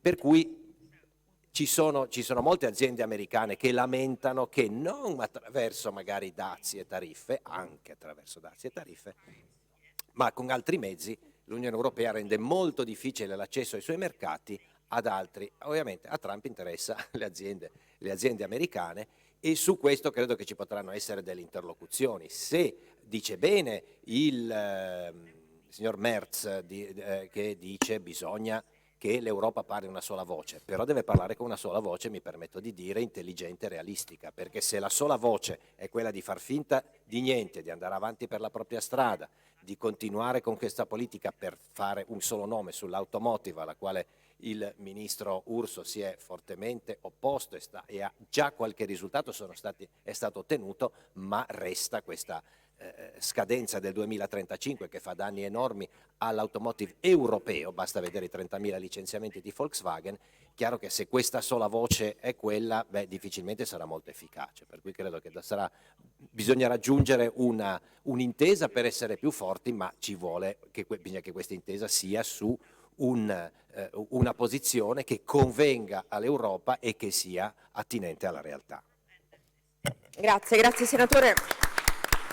Vediamo che c'è comunque una posizione molto delicata per Giorgia Meloni in questo momento, perché c'è molta aspettativa intorno alla sua figura e alla sua capacità di dialogare con Trump, favorendo la posizione dell'Europa. Io avrei voluto fare un secondo giro di domande, però siamo andati un po' lunghi purtroppo, quindi abbiamo soltanto 2 minuti al massimo a speaker per chiudere, e quindi un commento finale, James, rispetto a tutto quello che hai sentito, massimo 2 minuti, così chiudiamo alle I don't need 2 minutes. Tio's name is impossible to pronounce, but yet he gets such brilliant analysis. And I think he defined the challenge of Europe very well. Is where voters make real choices, they get real differences. That's the lesson of the U.S. election. It's the lesson of the Argentine election. It will definitely be the result of the Canadian election. And we've had several elections in Europe where the majority party isn't even part of the government. So that, I think, is the challenge of European politics. If you get real choices, you will deliver the things, and and pay attention to those leaders that have been chosen by their people to lead. That's why the names like Modi and Maloney and Milei and Trump are constantly mentioned around the world, because they're not just populists. They're people that are empowered to lead. Thank you, James. Spiros, 2 minutes, please. I would like to take over from the Senator's comments on the matter of speed. We are here discussing what the European Union will do with Donald Trump, and you should realize that the next election cycle in the United States has already begun. There's no space for going with the speed of which the ECOFIN meets every 6 months. You cannot carry on with the thinkings of Maastricht. You need to realize Maastricht is the elephant in the room and it's not working. And Trump's not going to do anything about Maastricht, but it needs to remind you what's wrong. You need to realize that at this point, as things will be changing in the United States, overregulation is not something that actually helps in that direction, simply because the European Union avoided going into a common fiscal policy. Overregulation is not the option, and at the end of the day, yes, there's a huge challenge and an opportunity for Madame Meloni. I wish her the best, but she needs two things. She needs to find the brilliant way of balancing the bilateral relationship and how, in the meantime, not distance herself from the EU, because my understanding is she's going to end up being an official translator. The second thing you're going to need people on the ground in Washington, not just the systemic diplomatic corps. Washington plays differently. Thank you very much. Thank you, Spiros. Stefano Graziano, prima avevo detto che avrebbe parlato un po' accennato al rapporto tra Trump e Vaticano. Siamo in Italia, è un tema che comunque ci sta a cuore, ci interessa. Ma guarda, sarò brevissimo, partirei da un dato di contesto interno americano. Trump ha vinto il voto cattolico nel 2024, questo è significativo perché storicamente i cattolici erano più vicini un tempo al Partito Democratico, invece negli ultimi anni si sono sempre più spostati verso il Partito Repubblicano. Quest'estate proprio a Milwaukee ho partecipato a un prayer breakfast della Faith and Freedom Coalition in cui c'era una fortissima collaborazione tra evangelici e cattolici. Quindi cosa dobbiamo aspettarci nel rapporto tra la seconda amministrazione Trump e la Santa Sede? Sicuramente ci sarà una dialettica interna, perché durante la prima amministrazione alcune fibrillazioni ci sono state. Penso soprattutto al contrasto all'immigrazione illegale, ma in particolare sul piano geopolitico all'accordo sino-vaticano sulla nomina dei vescovi, rispetto a cui con James abbiamo scritto alcune analisi nel 2022, se non ricordo male. Quindi questo elemento potrebbe in qualche modo tornare un po', diciamo, a creare magari qualche turbolenza, anche perché ricordiamo che Trump ha nominato vari ministri non esattamente teneri nei confronti della Cina, però ricordiamoci anche che ha nominato un segretario di Stato che è un falco anticinese ma è anche cattolico, Marco Rubio, quindi questo è un dato secondo me da tenere presente. Dove ci potrà essere convergenza? Beh, io credo che dobbiamo tornare a due parole che Trump ha detto durante il discorso di insediamento: sarò un pacificatore e un unificatore. Questo è un elemento che secondo me la Santa Sede potrebbe apprezzare in chiave diplomatica per quanto riguarda le due principali crisi internazionali del nostro tempo. Mi riferisco ovviamente all'invasione russa dell'Ucraina e alla situazione in Medio Oriente. Certo, Trump intende quello che dicevo prima per diplomazia, cioè pace attraverso la forza. La negoziazione deve essere alternata anche alla capacità di intimorire l'avversario, di metterlo sotto pressione. In conclusione, quindi, io credo che non solo Giorgia Meloni si avvia giustamente ad essere una mediatrice tra Washington e la Commissione europea, ma potrebbe diventare in questo senso anche una mediatrice tra Washington e la Santa Sede. Grazie. Bene, grazie. Thibaut. Yes, very shortly. I think it is clear to me that in Europe, in the United States, in Canada, today, what you're seeing, to get back to the left-right divide, what you're seeing is that the right clearly enjoys a majority, not everywhere, but in many places. It can bring around changes which are incremental, progressive in some areas, sometimes a bit more radical. And it seems that, you know, we're in a time in which the right, the conservatives, in all its plurality, because conservatism is a plural movement, has an advantage. That being said, this is always, when you're up, there's always one way, and that's down. And I think conservatives across the West need to be careful about the future. There's a coalition to manage. Once again, the right is diverse and the coalition needs to be kept together. I think we saw how diverse it was in December when there was this spat between Elon Musk and some members of the MAGA movement. We don't all think the same. We have disagreements between each other, and it is important to keep the coalition together because the left is learning from their mistakes, and they will eventually get things right, and they will win elections. That's the joys about democracy. One thing I would warn about is the rise of what I call the woke right, which is, you know this sentence from Nietzsche, look into the abyss long enough and the abyss looks back at you. Sometimes by fighting the woke movement, we end up in a mirror effect looking like them and adopting their intolerance, adopting their over-obsession with identity, and also the obsession with victimization. I think some of the reactions that I saw, and I'm speaking here more as a Frenchman, during the Paris Olympics, in which, you know, when you had issues with the opening ceremony, and with this Algerian boxer, I think are very good examples of that. I will not go into the details, and you will find them in my next book when it comes out next year, hopefully. But I think we need to be careful about this, not to become the caricatures that the left have shown themselves to be last year. If we go down the same path, we will go also down the same path electorally.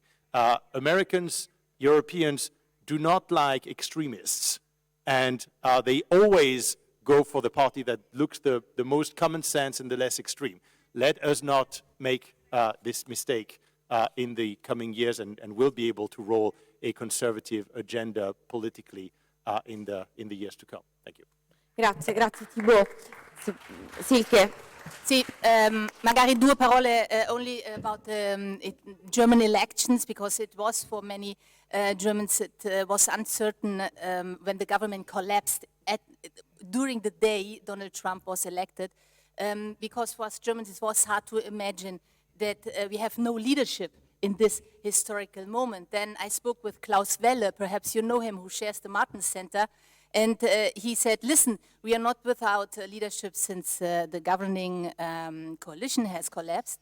The truth is that there was no German leadership for the past 3 years. So in this sense, I think now we have also the chance to start in a good relationship. As you said before, Friedrich Merz is really relaxed. He said what you said, that Trump says what he means and he does what he does, so we can expect.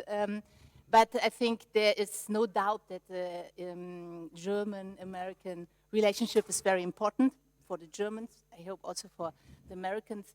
And yes, but I'm convinced that we have to stick together in Europe, and we have to find, with this new commission and with the new proposals, a new start. Yes. Grazie. Lucio Malan e chiudiamo. Sì, io ho un'osservazione del tutto politica, molto politica. Gli Stati Uniti con il loro sistema sostanzialmente a 2 partiti sono abituati da secoli ormai ad avere tutto quel campo che mi interessa, il campo conservatore, moderato, in un solo partito. Cercano dei candidati che lo rappresenti, a volte hanno vinto, a volte hanno perso. In Europa questo è avvenuto quasi solo in Italia. grazie all'intuizione di Silvio Berlusconi ormai 30 anni fa, più di 30 anni fa, che fondando un partito di impronta di centro, ha cercato l'alleanza con due partiti che non si parlavano fra di loro, tra l'altro, Alleanza Nazionale e la Lega. Lui ebbe questa intuizione, i leader di Alleanza Nazionale della Lega ebbero l'intelligenza di accettare questa idea, che ha comportato che i partiti evitare derive estremistiche dei partiti più, diciamo così, a destra, e ha evitato che vincesse la sinistra, perché altrimenti evidentemente fin dal 94 il centrodestra primo non sarebbe esistito, la parte conservatrice non avrebbe mai vinto, avrebbe sempre vinto la sinistra. Questo non è avvenuto negli altri paesi. Forse sarebbe l'ora che ci fosse un movimento in questo senso nell'ambito dell'Unione Europea e nell'ambito dei singoli paesi, perché altrimenti abbiamo delle ragionevolissime, splendide persone del campo moderato che perdono allegramente di fronte a sinistre che sono ampiamente battibili, ma che non è successo. Giorgia Meloni prosegue l'opera di Silvio Berlusconi, speriamo di trovare una Giorgia Meloni o un Silvio Berlusconi anche negli altri paesi. Grazie Lucio Malan, grazie James Carafano, Thibaut Muerges, Stefano Graziosi, grazie Silke Smith, Spiros Rizzopoulos, grazie a tutti voi per averci seguito, vi lasciamo al secondo panel, grazie a tutti gli organizzatori di questo evento.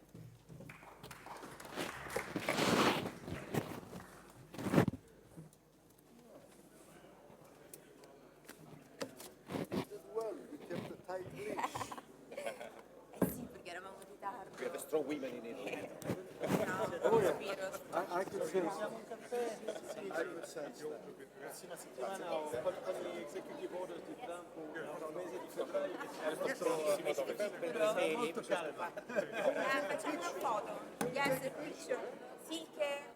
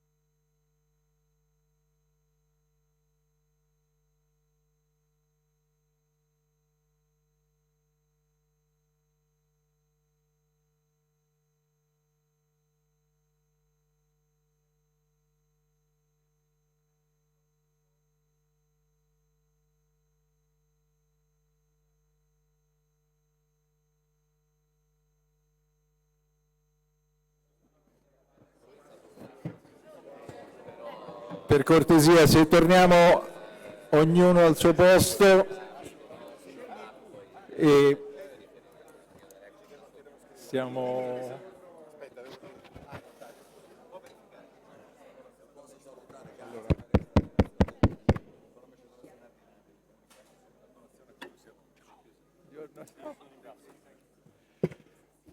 So we will talk in English.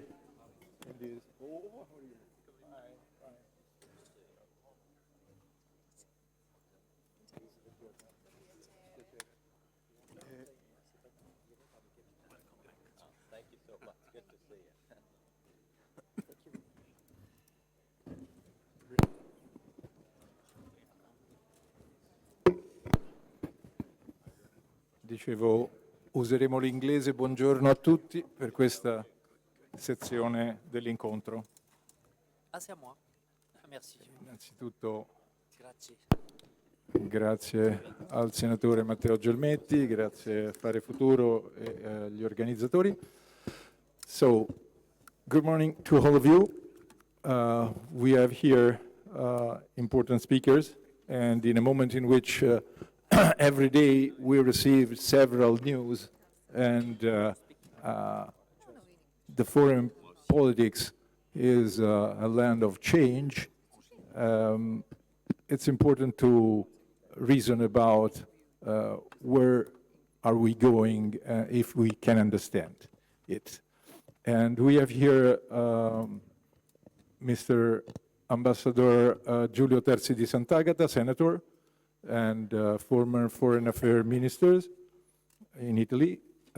We have the Ambassador Delia Creiveni, Ambassador of Lithuania in Italy, and President Kaushara, which is President of Free, Open and Indo-Pacific Forum, and Director Paul McCartney of the IRI, International Republican Institute.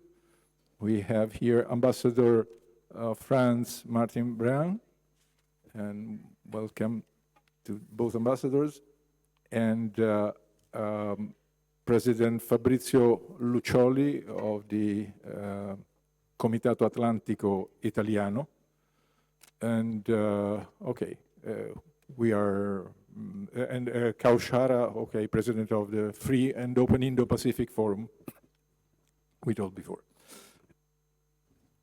I would begin from Senator Terzi about the new season of American-Italian relationships. And he has the experience to talk about it. He has been ambassador also in Washington. And so he's well known from this administration, also if they are new ones, because he had relationships with them, in a part of them at least, in the years in which he was in the United States. And Giorgia Meloni has been the only prime minister or head of state that was invited to the presidential inauguration. And this is, of course, a personal success of her. At the same time, the question here is, will she be a bridge between European Union and the new administration, or will she be an ally of Donald Trump in Europe, which are not exactly the same things? Thank you very much. Thank you very much, Maurizio. Let me tell you, first of all, that you reserve always some surprises, intelligent surprises, and very useful. For instance, I was prepared with a long speech in Italian, and now you convert me to English, which is a great... No. I respect the authorities. I respect the authorities, but you are familiar with this language, so I think it's not a problem for you. But in my case, it's a necessary surprise, because I get too much diluted when I read all the things that they put down in writing. So I try to deny this possibility, but it's a great pleasure to be at this table, the honor of having two ambassadors, very prominent ambassador to Rome, a great professor of Italian, in the Italian system, but also in Atlantic system, and two great figures of our thinking and that we've met before in other important occasions, and we continue also today. The bridge, a mediator, a facilitator. However, we would like to, and I would like to say that in the Italian modern history, we have had so many people self-proclaiming themselves, I could bridge the two opposite, make enemies, friends, and with all due respect to the great leaders of the past, and also the many members of public society, the academia, the important personalities in every field, who are playing and will always play an extremely important role in getting together worlds which have deep roots of a common identity, America and Europe. And these are the roots which are not going to be damaged and even much less cancelled. Whatever is the subsequent story of the evolution of the political environment, I cannot agree more with the political emphasis that was done and made by Senator Malan on the new evolution of European politics and American politics, and the fact that the European politics have been characterized for a long time by the attempt, especially in Italy, to put together within the same coalition and even the same party different, I would say, world, cultural and political world, like the center, the liberal, the conservative, the progressive, in only one party. But what is the main point now is to continue to build upon those pillars that have been set in the past and which are very much present. This is the analysis that most of the people, surely the people from the center-right coalition, but I would say much beyond those of the coalition, because the discussion we had in the Senate yesterday, it was very clear that identical positions on the one fundamental question, which has been very divisive over the last 3 years and more, of this terrible war of aggression by Russia, by the Russian Federation against Ukraine, but against Europe, against the Western world, the very divisive issue, but still in this present and divided situation in the European Parliament, in the Italian Parliament, the Senate, there have been voices from the opposition, from the center, which part of the opposition, which have been very much supportive of the aid to Ukraine, to the military supplies, military equipment, financial resources, which are needed to defend Ukraine and to take the responsibility to exert our responsibility as citizens and as country of a free world, sorry of using an old term, but is very much, must be very much in fashion even today, to take our responsibility to exert and to implement Article 51 of the Charter of the United Nations, to implement all the treaties which have been signed over the 90s year, just to end with the 97 treaties of friendship between Russia Federation and Ukraine, with included guarantees, and to implement the Article 11 of the Italian Constitution, which says, not the first half, the whole article, which says that we are against, we abhor from war as a means of aggression against the freedom of other countries. That is, we have to draw some consequences from the full reading of Article 11 of our Constitution. So I'm saying this because look at the picture talking about bridges, facilitator, and so on. What is the picture of the last few days? And it was in the debate in the Senate yesterday. It was put in clear by a number of people, including me. Giorgia Meloni was invited as leader of an European member state, but a leader which has worked in a specific direction over the last 2.5 years. she has worked in the direction of unity of the European Union around certain values through a number of politics which are originally proposed even from the opposition by the Brothers of Italy, and since the last political elections were proposed by the coalition of the four parties which are together supporting the government today, and they are common principle undertaken formally vis-à-vis the Italian people and the Italian electorate as far as it concerns European security, European defense. The always closer unity on security also through the NATO Atlantic, the Atlantic Alliance, and through the creation, not by words, but through proper resources of a European pillar within the Atlantic Alliance, and friendship with the United States and with America.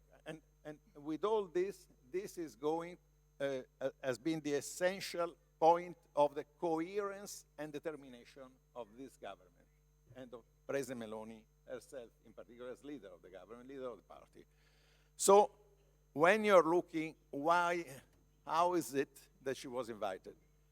She was invited evidently because there are convergence on basic values between the Italian conservatism and European conservatism, which is the center point of the program of ECR as well, but the center point of the present coalition in Italy.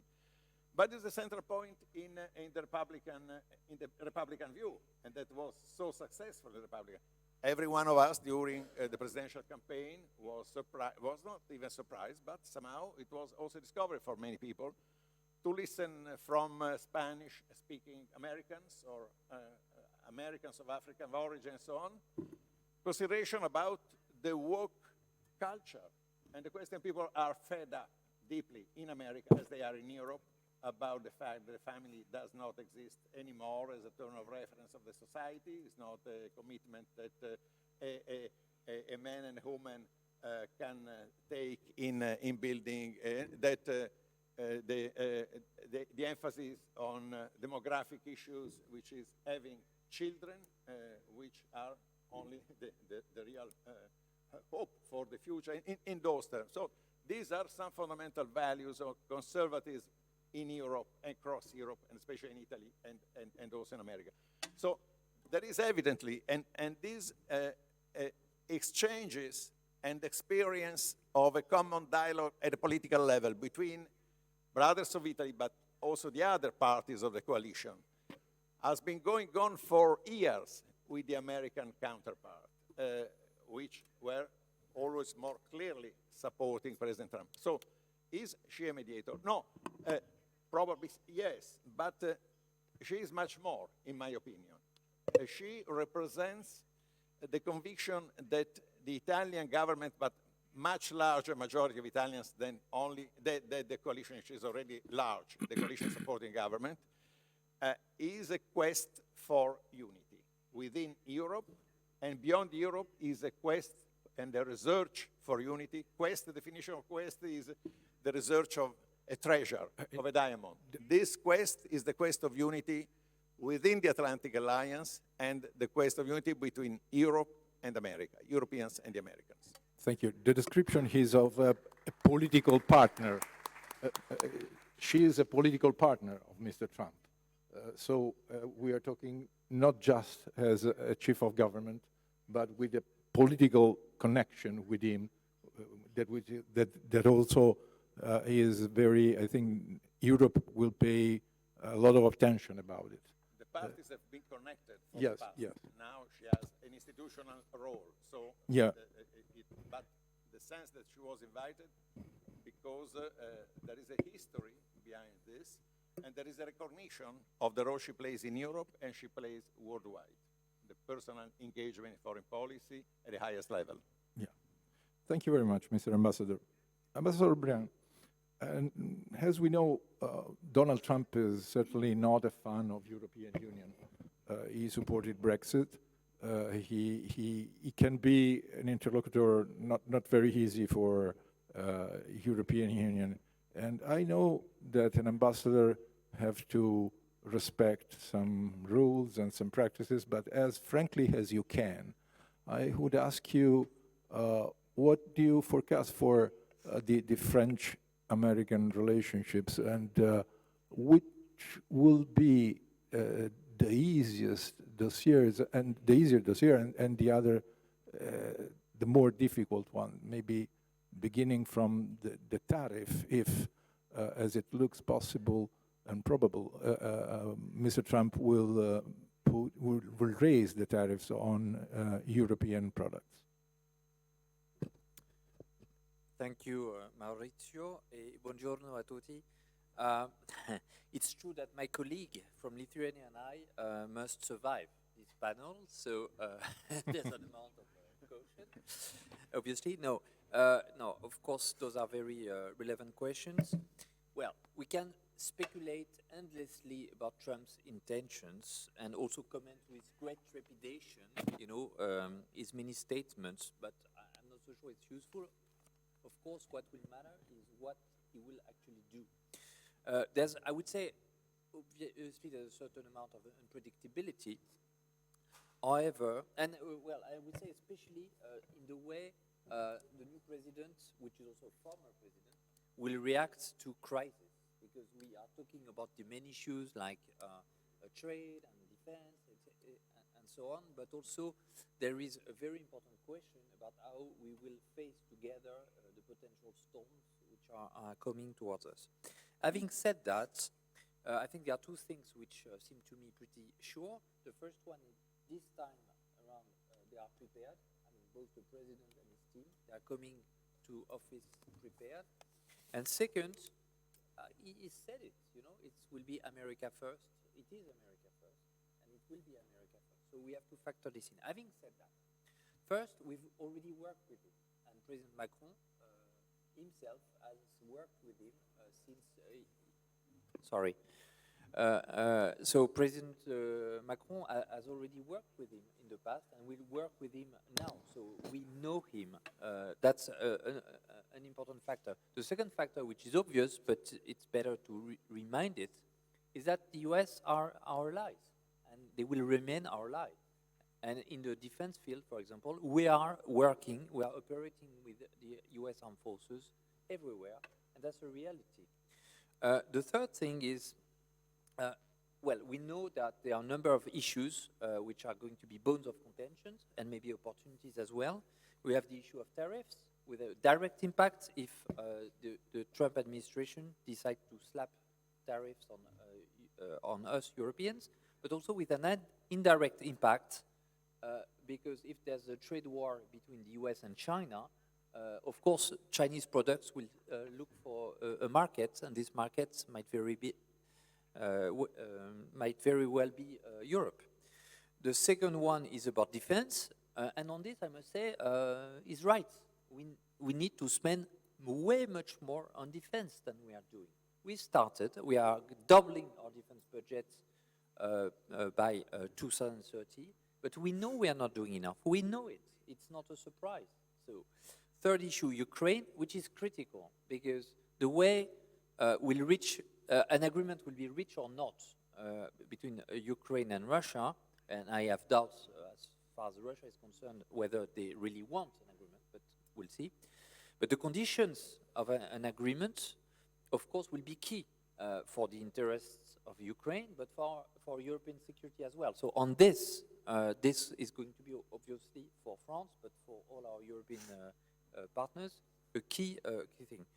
The fourth thing, which I think will be a fourth element of contention or of opportunity, more of contention, I fear, will be a regulation on digital services. Given Trump's friends, I guess this is going to be a major area of interest for the new administration. And the last point, which is for us Europeans very worrying, is our global issues. I mean, Trump decided to withdraw from the Paris Agreement, to withdraw from the World Health Organization, and we Europeans still believe in multilateral responses to global challenges. And not only we, but the Paris Agreement is one of the most universal agreements in the world today. So unfortunately, the US is withdrawing for their own peculiar reasons. But for us, this is going to be an issue. How do we, I mean, from my point of view, we of course shall not give up on this. And so we'll talk a lot about defense, we talk a lot about innovation, artificial intelligence, etc., but we must not forget about these global issues. Then what shall we do? Again, the ideas are on the table. Thanks to Mario Draghi, thanks to Enrico Letta, thanks to Emmanuel Macron as well. We have the full set of ideas about what shall we do for Europe to strengthen ourselves. About innovation, about competitiveness, about investment in defense, investment in key technologies. So we have the to-do list. So the question now is, how shall we proceed? We know also what we shall not do. I suspect that we shall not go into this divided. It doesn't mean that we shall not work bilaterally with the US. Of course we shall, like we've always done. But on some key issues, for example, trade, the EU is our shield and our sword. So we have a strong collective interest in working at the EU level on these trade issues. Another thing that we shall not do, I think, is in a way internalize the future demands of the US. If we come to the table and say, look, here's already all the list of concessions we are ready to make, I'm not sure it's a recipe for success. I'm not sure. So we have to work on that. So I think, of course, the three things we need at this point is, first, unity, which, again, doesn't mean not working bilaterally with the US, but unity about our project. Second, political will. And third, and I heard someone in the precedent panel mentioning it, I think it's key, it's speed. And that's a problem we have. That is, for EU member states and EU institutions to be able to act quickly, decisively, is a challenge in itself. Sometimes some leaders, including in France, talk about carnivores and omnivores, but also we could talk about brontosaurs and velociraptors.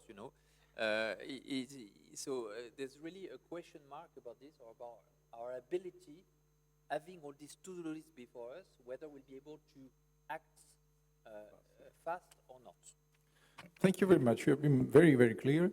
And the problem of the speed is very important, because now we are looking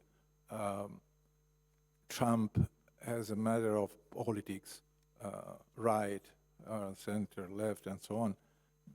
But maybe what is going on is also one of the results of the technological revolution that started decades ago. And then now he is influencing the politics also on the point of view on the request of speed in the decisions, and also in what can change the way to the side of democracy in a new technological era. Anyway, I thought that the message you said is, first of all, that we should remember that our first family is the European one. And it was very important, I think, what you underlined about the importance of the digital, the regulation of the digital area. That will be an important challenge also in transatlantic relations. Ambassador Crivini, Lithuania has been supported from United States during the history. United States were one of the countries that didn't recognize the annexation of your country from USSR, Soviet Union. And recently, your foreign affairs minister, Kęstutis Budrys, if it's correct the pronunciation, told that the idea of Mr. Trump to raise up to 5% of gross national products, the spending for defense, was, he was interested in these proposals. He said that your country will arrive close to that level in this year. Maybe you are closer than us to that level. We are in Italy about around 1 0.5% of our gross national products for the defense. So we are far from reaching the target of 2% that was decided by NATO countries in 2014. And of course, if you spend more, it's because you are closer to Russia. And that is the reason you spend more in the defense. I don't know if it can be declared, but it's evident. Do you think that the promise made by Mr. Trump to conclude fastly the war that was begun by Russia with the invasion of Ukraine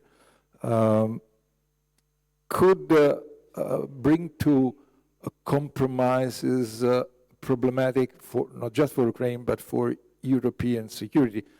Today we see that Trump is tougher than it was before with Putin, but I mean the idea to close that war, it's impossible to be closed fastly without accepting the annexation of Crimea and what Russia made in the part of the Ukraine that is invaded by them.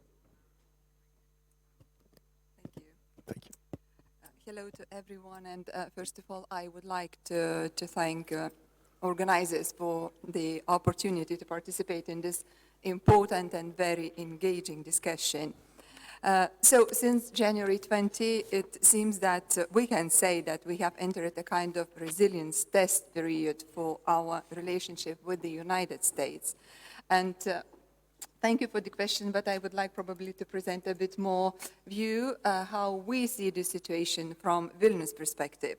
So from our point of view, first, maintaining the strategic partnership with the United States and United States global leadership remain essential and is one of our top priorities. We need America by our side for both security and deterrence, and US presence in Europe and a strong transatlantic link is vital for our security.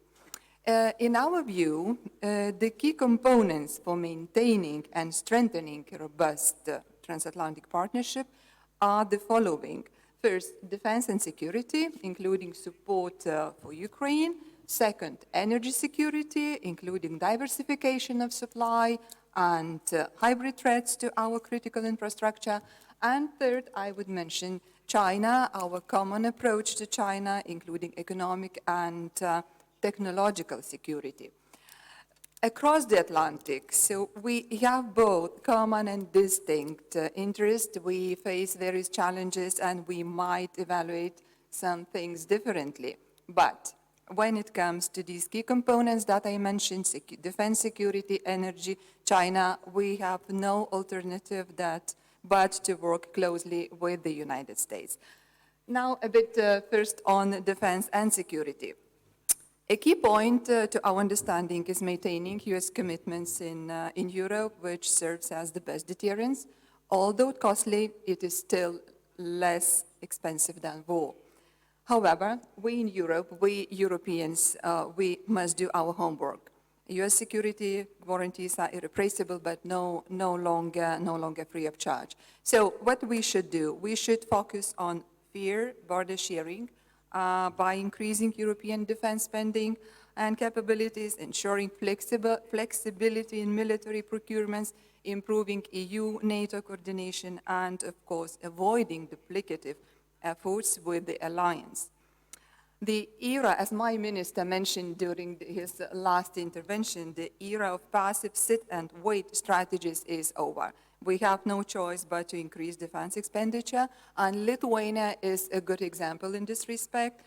We have already exceeded our 3% of GDP in defense spending, and Lithuania is committed to allocating 5 to 6% of GDP for defense from 2026 to 2030, and of course we call on our allies to follow the example. On support to Ukraine, you mentioned how we will find the solution. So we must achieve a just and lasting peace in Ukraine. There is obvious that there is no fast track to achieve this goal, and long-term commitment is key to strengthening Ukraine. So it would be probably overly optimistic to believe that we can stop Russia on our own here in Europe. Therefore, we must emphasize to the United States that its military and other assistance is vital, but at the same time, we must demonstrate clearly that we are doing our part. And Lithuania, once again, is, I would say, a good example and has committed 0.25% of GDP to Ukraine's defense and security sector over the next 10 years, a clear signal that we stand with Ukraine and will continue to do so. And answering to the question of moderator, we also expect decisive and collective transatlantic actions. Then energy security, I mentioned. In this area, we see United States a very, very important partner. As European Union, as member states, and including Lithuania, we all have made unprecedented decisions to strengthening our energy security, diversifying supply sources, and disconnecting from reliance on Russian energy. And I'm glad to say that on February 9, Lithuania, along other Baltic states, Latvia and Estonia, we will connect to trans-European electricity grid, completing our third battle for energy independence, the first two being oil and gas. And talking about gas, Lithuania is among the leading countries purchasing LNG from the United States, so making the United States an important and enduring supplier of our energy resources. And the third point was on China. So our common approach to China. China is not just a concern to the United States, it's also our headache. It poses a shared threat to transatlantic security, as European and transatlantic security are deeply intertwined. We can also say that China has shifted from so-called neutrality to decisively supporting Russia's war in Ukraine. So we must openly recognize that China is a threat for European security, and we in Europe, we need to review the EU's policy on China, and at the same time, it is important to continue strategic dialogue with the United States on the Indo-Pacific region, and of course enhance NATO dialogue with its Indo-Pacific partners. So we must identify what's important to us, so we must see what's important to the United States, and it is important to act together to address all these challenges that we are facing. And in Lithuania, we firmly believe that the transatlantic partnership is completely compatible with, for example, the development and strengthening of EU industry, defense industry, a sector that is led by Lithuania's delegated EU commissioner. We are confident that challenges such as defense, security, energy, digital technologies, any other, can be transformed into strengths, opening the doors to even closer cooperation between Europe and United States or bilaterally. And to conclude, I would say that a fragmented transatlantic space would be the greatest victory for our adversaries. And to our understanding, United States need a strong Europe as a partner to ensure that emerging so-called axis of evil between Russia, Belarus, China, Iran, North Korea, and other dictatorships do not prevail. And on the European side, the efforts of the EU member states of the European Union, and here being ambassador to Italy, I would like to mention Italy's successful presidency, G7 presidency, which places significant focus in addressing geopolitical challenges and strengthening technological cooperation among like-minded partners, lay a solid foundation for bolstering transatlantic bonds. So this demonstrates both EU leadership and the shared efforts of EU and United States in various fields. And as Lithuania, for its part, Lithuania has always been and will remain a constructive partner, ready to contribute to ensuring that we all together will pass this transatlantic resilience test successfully and will continue this partnership grow. Thank you very much, Mr. Ambassador. Let me underline that both the foreign ambassador in this room asked to be united as a member states of European Union, but we heard from them something that usually we don't heard so frequently in the parliamentarian assemblies. We have to increase our spending for defense. And it is particularly important that this will become something that Italian politics, but also Italian public will be aware about this need.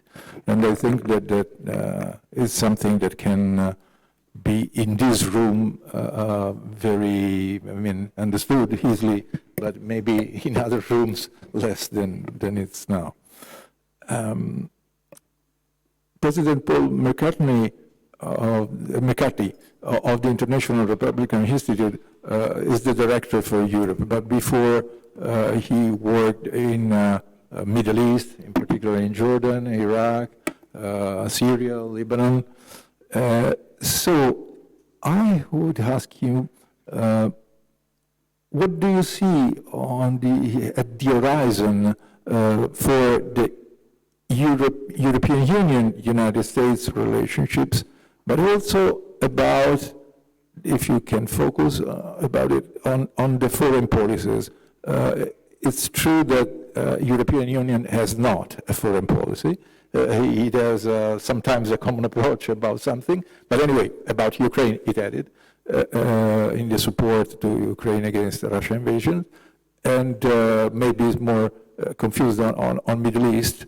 But it could be interesting to know what are your forecasts.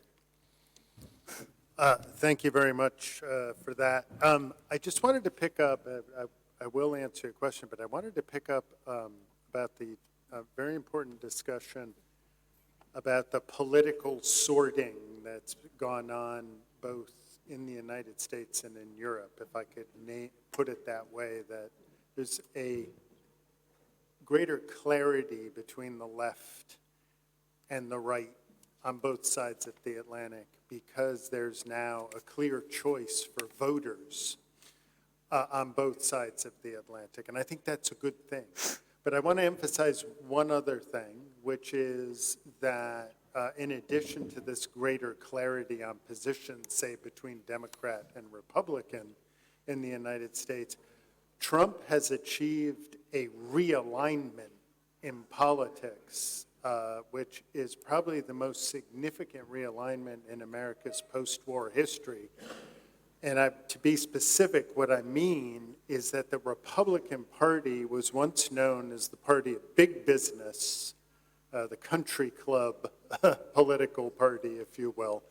But now its voting base is largely working class. More and more blue-collar supporters have come to the Republican Party, and this was, in the run-up to the elections, was made very clear by the base of the United Auto Workers, one of the largest, if not the largest, trade union. The base was for Trump, and the leadership was not. And this is extremely significant. Why am I mentioning this?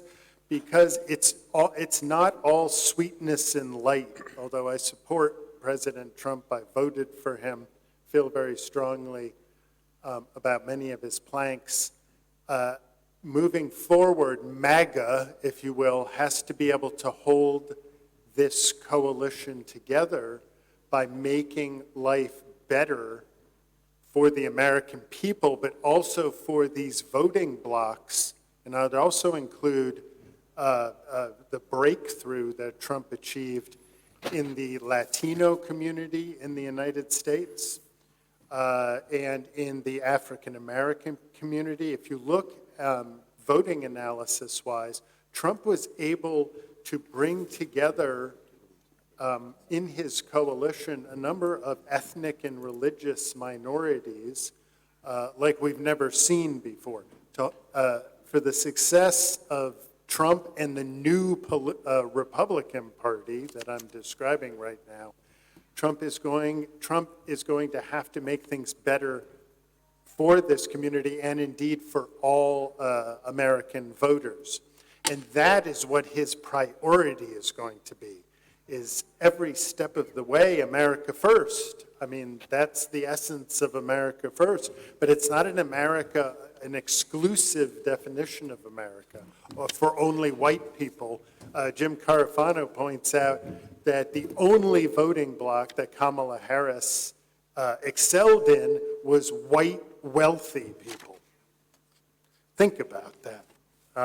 That is a realignment in U.S. politics, but it is also a challenge for President Trump coming in. I just wanted to put that on. I know your question was about foreign policy, but we also need to talk about American politics and how it's shifting, because that gives us a view to how foreign policy all politics is local politics. Yes, exactly. And I think the definition is all politics is local, as they say, is going to become even more important under the Trump administration, because it will simply be foreign policy will be a reflection of what I've just described in all of its facets. A couple on foreign policy, a couple points of friction, if you will. We've seen on Ukraine. Maybe I'll start with the Middle East, since I do have a background in that. The United States is going to be solidly behind Israel. And that's probably the only thing I need to say with regard to Middle East policy. The MAGA, if you will, is largely pro-Israel political movement, although I would have to say a lot of American Arabs, Dearborn, Michigan comes to mind, came to Trump's side. But really, this is going to be very focused on Israel. But again, as we were talking about with Ukraine, with the bilateral relations with European governments, with Brussels itself, it's going to be a very transactional relationship, even with Tel Aviv. And a lot of ink has been spilt in the U.S. press over the very fraught relationship between Donald Trump and Benjamin Netanyahu in Israel. And so it's not automatic. It's not a freebie. There's no more freebies in foreign policy in the United States. It's what you can give the United States and what the United States can give to you. But it's got to be transactional, no more, no strings attached freebies in foreign policy. So that's what we have to understand about Middle East policy moving forward. Energy is going to be incredibly important. Drill, baby, drill. And that has an impact on relations with the Middle East. I know I have limited time, so I can't go into this. Okay. Very interesting, Trump's statements yesterday on Truth Social with regard to Ukraine, essentially laying down the gauntlet. I have been expecting this. There was so many lies written in the press last year that Donald Trump was just going to give Vladimir Putin everything he wanted. That is wrong. And we saw that yesterday. This was Trump's opening gambit in saying that Russia needs to come to the table. The devil's in the details, I know that. But the messaging on it is quite clear. It's something that we've been focusing on for quite some time. NATO, European countries are just simply going to have to get ready to give more to NATO with all of what that implies. And we understand that requires a reorientation of economies. It may affect the very generous benefit systems that the welfare states of Europe, and we understand that, and that could have impacts in elections and so forth. But there has to be a give and take on that issue as well.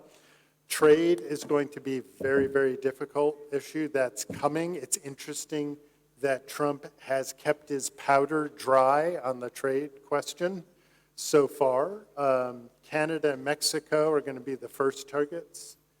Asia, China in particular will probably be the second. But remember, Trump is opening a gambit.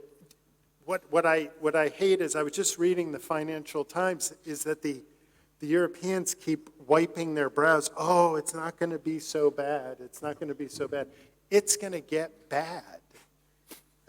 I just want to underline that you're going to have to give as much as you take in this relationship. I don't have a lot of time to go in to all of the details, but maybe I'll just stop there, because it would be great to hear from our other colleagues as well.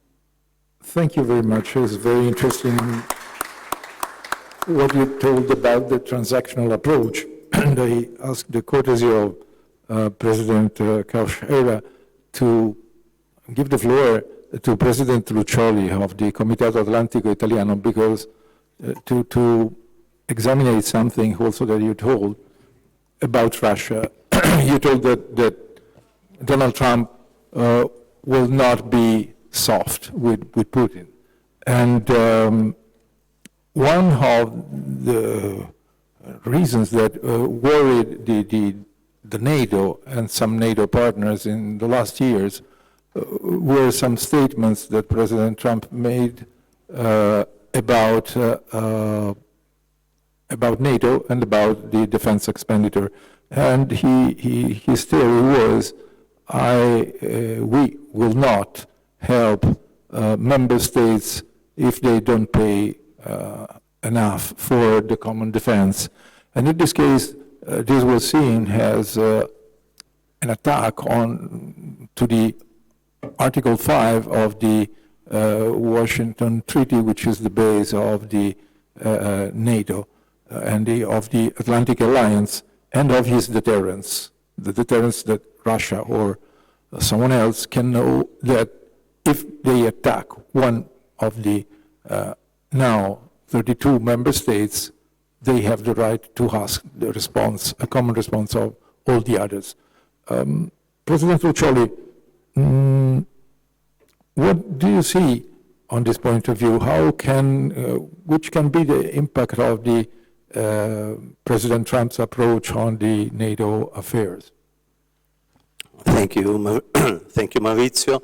And let me say also thank you to Senator Gelmetti to Fare Futuro that is offering to the Italian Atlantic Committee this enduring partnership, and to stay and to take the floor in, let me say, in a non-hostile environment, as we are used to say. And coming to your serious question regarding the approach of this administration, I would like to say that maybe we can read this approach with the lenses of the first administration.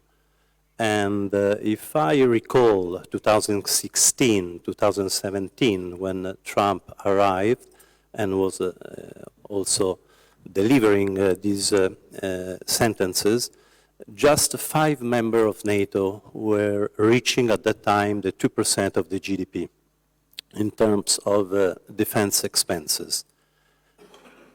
Costs that are not for NATO, costs that we need to underline is for our national defenses that is going to be coordinated by NATO. Today we are 23 countries, so we were going from 211 trillions to 474 trillions in 2024, if I am not wrong. So if I have to read this sentence, this statement from President Trump, looking to the figures, I would say that this is very positive for NATO. Of course, we need to pay attention and to the political aspect. We need to keep the transatlantic relations and not to have this, as McCarthy was just saying, to become a transaction kind of relations in which we need to negotiate everything.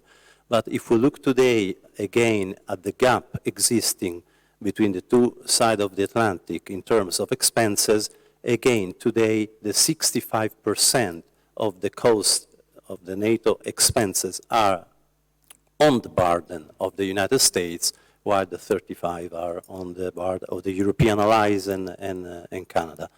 So That's the situation that, of course, we need to change, also because the international security environment is totally changed. So probably the 24th of June, when we are going to meet at the NATO summit in The Hague, there is a debate regarding the 5% or not. Probably we will be there around the 3%. This is probably the agreement that we are going to have. That is not something very strange, because probably people don't forgot that the 3% was actually the kind of percentage that we were spending during the Cold War. And let me say that the elegant simplicities of the Cold War are gone since decades. And just to give the most basic example, at that time we were with 3 operational domains. Today we are talking about space, about cyber, and maybe tomorrow about the submerged dimension. And so things are much more complex, and global threats are reaching us with this unprecedented speed. And what is doing Europe? This is my opinion, is the key question, because the gap is not only, if we look to the defense expenses, there is a huge gap, a cultural gap, an economic gap between Europe and the United States. I was reading some report recently, and I was astonished to see that just 15 years ago, the GDP of the United States was equal to the GDP of Europe. Today is 50% more. It's 26 trillions to 16 in Europe.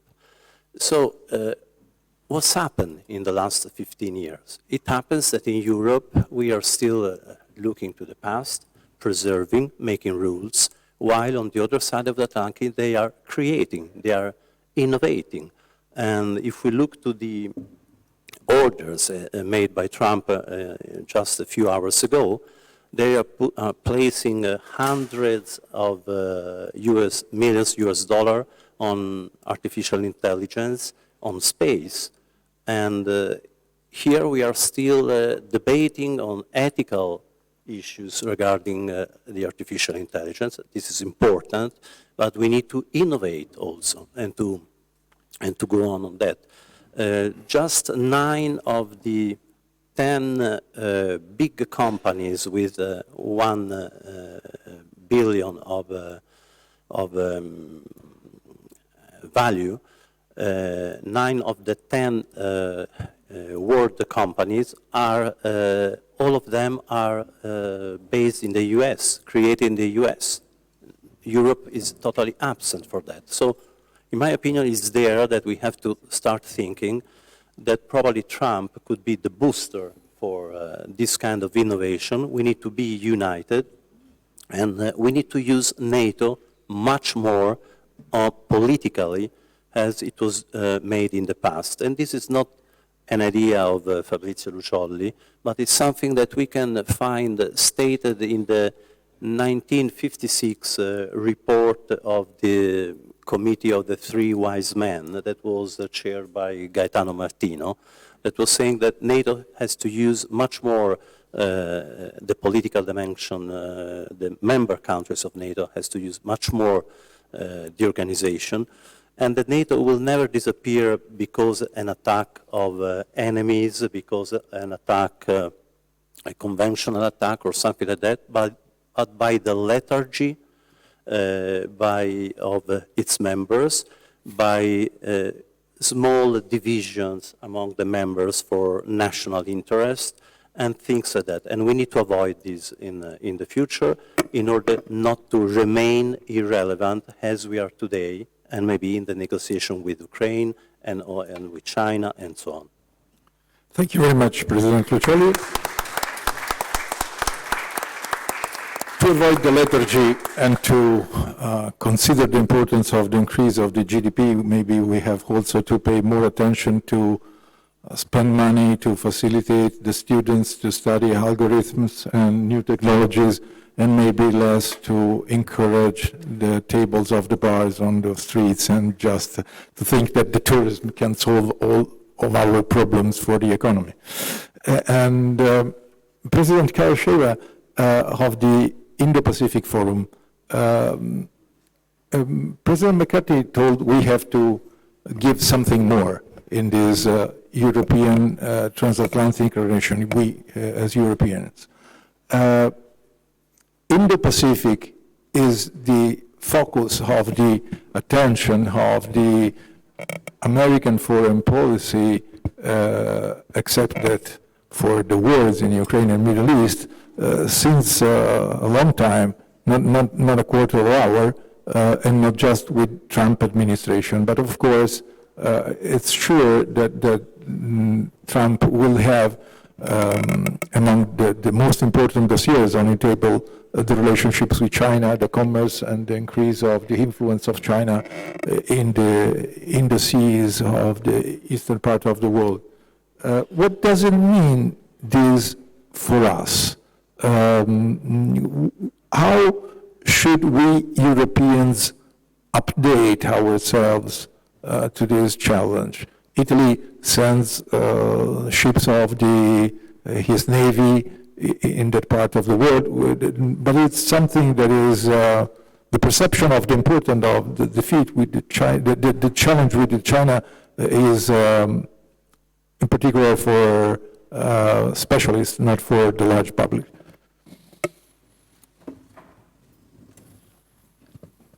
Well, good afternoon. In baseball, you get the last guy going, a clean-up hitter.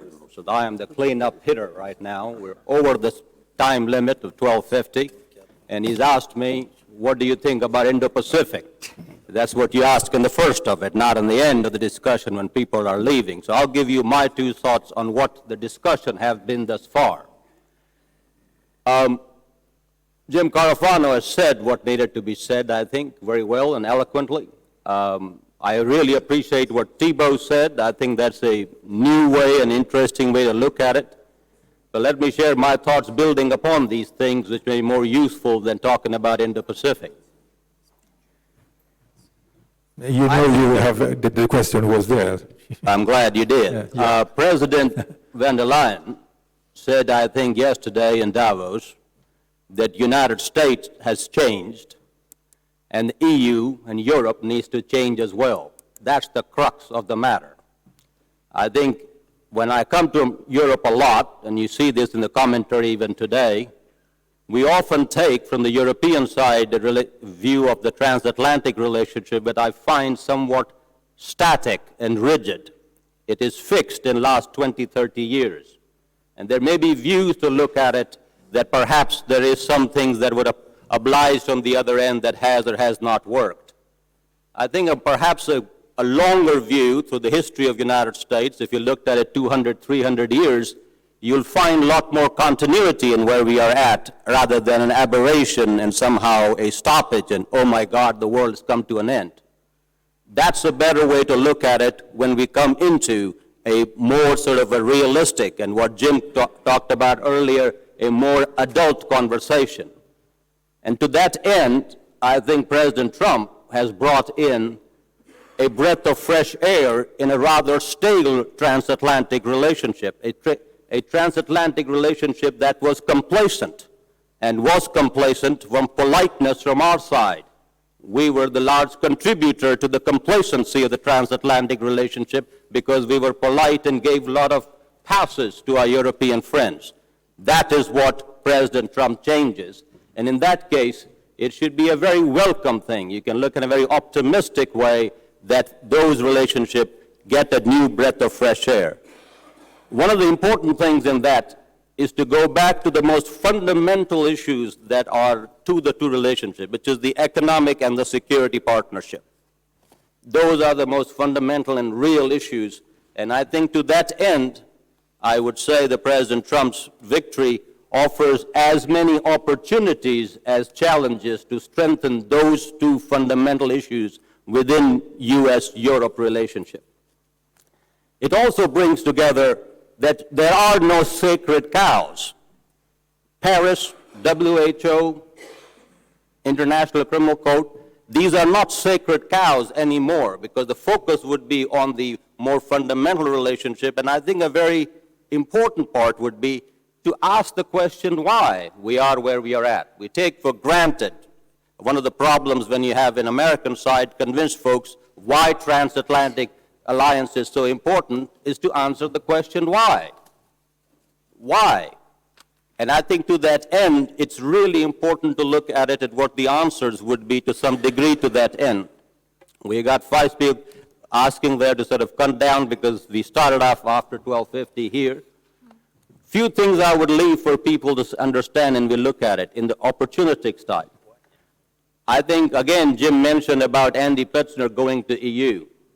There is a great opportunity, probably the strongest opportunity for US-EU understanding on the economic side. There's something we started in the last Trump administration. It was brought forth by the TTC in the Biden administration. It'll most probably be left to a more strategic council, not just a trade and technology one as we go forward. That's a very positive way of looking at this issue. The other issue is that defense production would be remarkable. I think that there'll be a new wave of transatlantic sort of industrial defense collaboration that we haven't seen for some time. And the 2%, the 3%, the 5% would have remarkable economic feedback loop within various economies, including particularly of Italy. On the Italian side, I think Italy will come not from geography, but also from political stability for all the reasons Jim and others talked about, is that it'll become the indispensable strategic American partner for Indo-Mediterranean. And Indo-Mediterranean is the region that connects the Indo-Pacific to the Atlantic. And the big bridge would be Italy in this given instance. And if people feel that these things are too big or too odd, you just have to go back 5 years. I started in the first Trump administration in 2016. We first started talking to people about China, and I remember talking to Europe about it. You could hear your own voice echoing back at you. From there, in just less than 8, but less than 4 years, we're in a very different place. So are we on Ukraine. In the last bit, it was mentioned a fair bit. President Haber, we are closing. Just last minute. So on the Ukraine side, you would find a lot of discussions, and most important thing from President Trump's end is that the Ukrainian peace cannot leave NATO and transatlantic security weaker than when this war began. That's an important issue.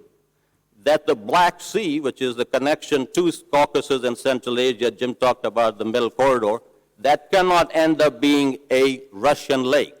These are regional issues, and of course there's the importance of territorial integrity. So one should see a lot of opportunities to re-energize, reshape, and redirect the transatlantic alliance by having the adult conversation that were talked of, which Indo-Pacific is an important one. Indo-Mediterranean is the way you get there. Thanks, you can have the time. Thank you very much for your interesting point of view. Thank you very much for all of you, for the speakers, and for you that you listened. And it's now the floor for Ambassador Checchia, Ambassador Gabriele Checchia, who he is the director of the International Relationships of Fare Futuro Foundation, and he has been ambassador of Italy in Lebanon, and he worked also in Afghanistan, Pakistan, and areas that are very important for our issues that we discussed. Thank you very much.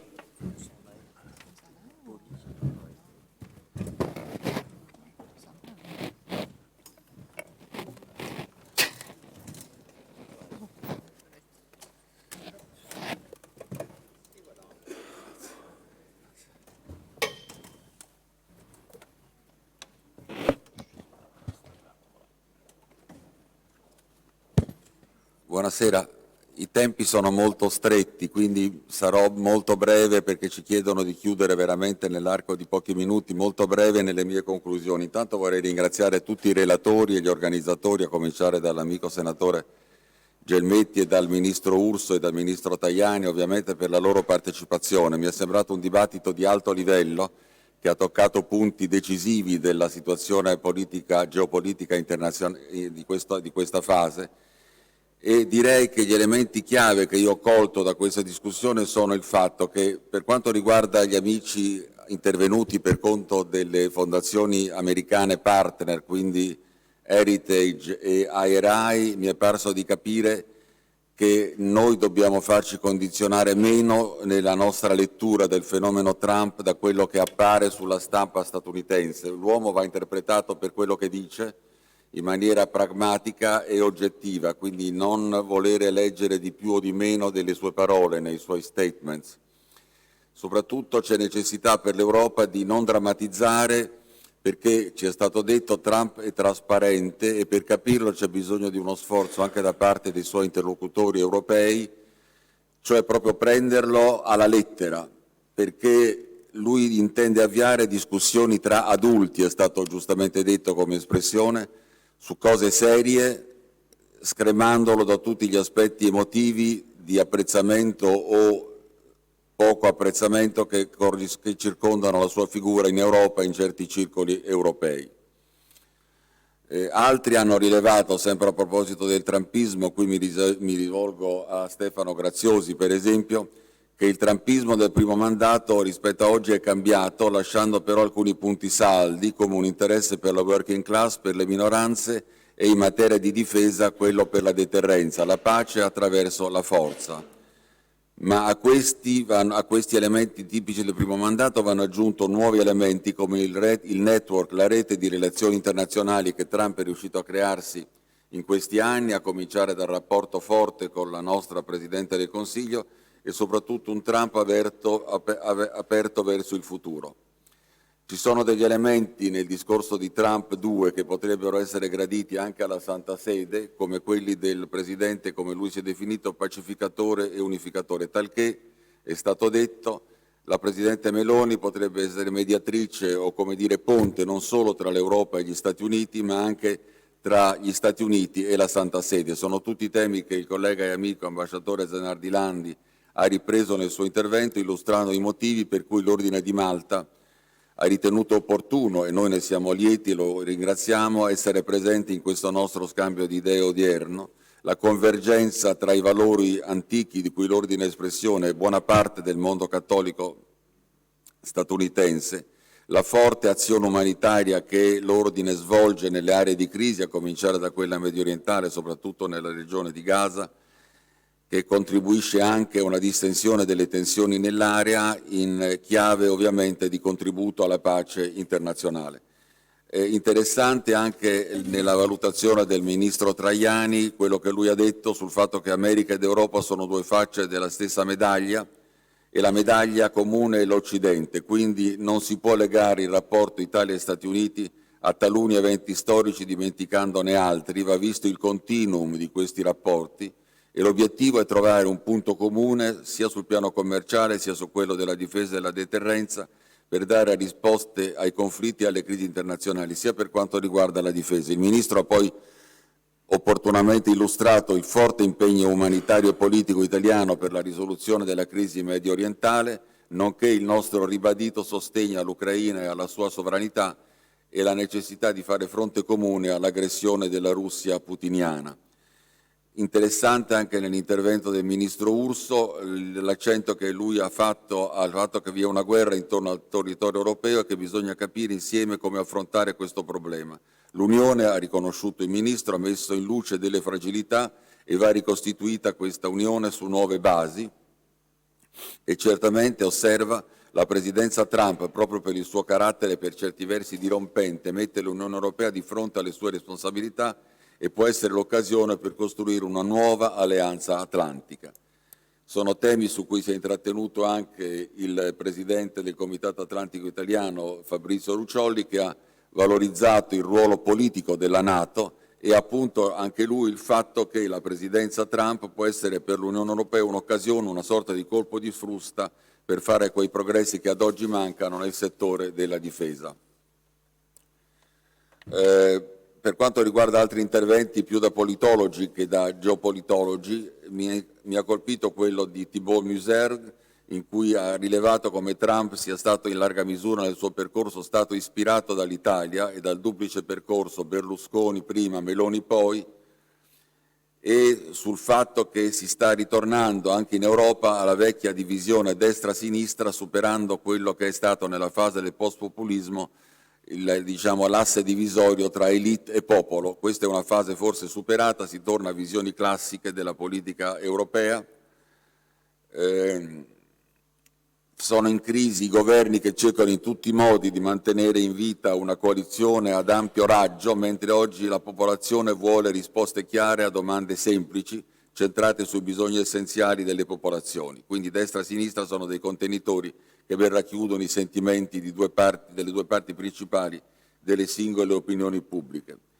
Interessante poi nella valutazione del senatore Lucio Malan l'accento che ha posto su degli aspetti fondamentali della presidenza trumpiana, perlomeno come essa si annuncia, cioè la velocità di azione e la capacità di innovazione. Dice, in 24 ore è stato modificato più di quanto l'Unione Europea non sia riuscita a fare in anni e mesi su terreni decisivi come quelli della disinformazione, del digitale, della lotta alla disinformazione, del digitale. Quindi l'Europa, se vuole essere un interlocutore credibile per un'America a guida trumpiana, deve fare passi avanti quantici, direi, salti di qualità fondamentali sia sul versante della velocità di risposta che sulla capacità di aprirsi al futuro e alle nuove tecnologie, astenendosi da un eccesso di regolamentazione che potrebbe essere deleterio per l'Europa e per un rapporto Italia-Stati Uniti, Europa-Stati Uniti basato su terreni comuni.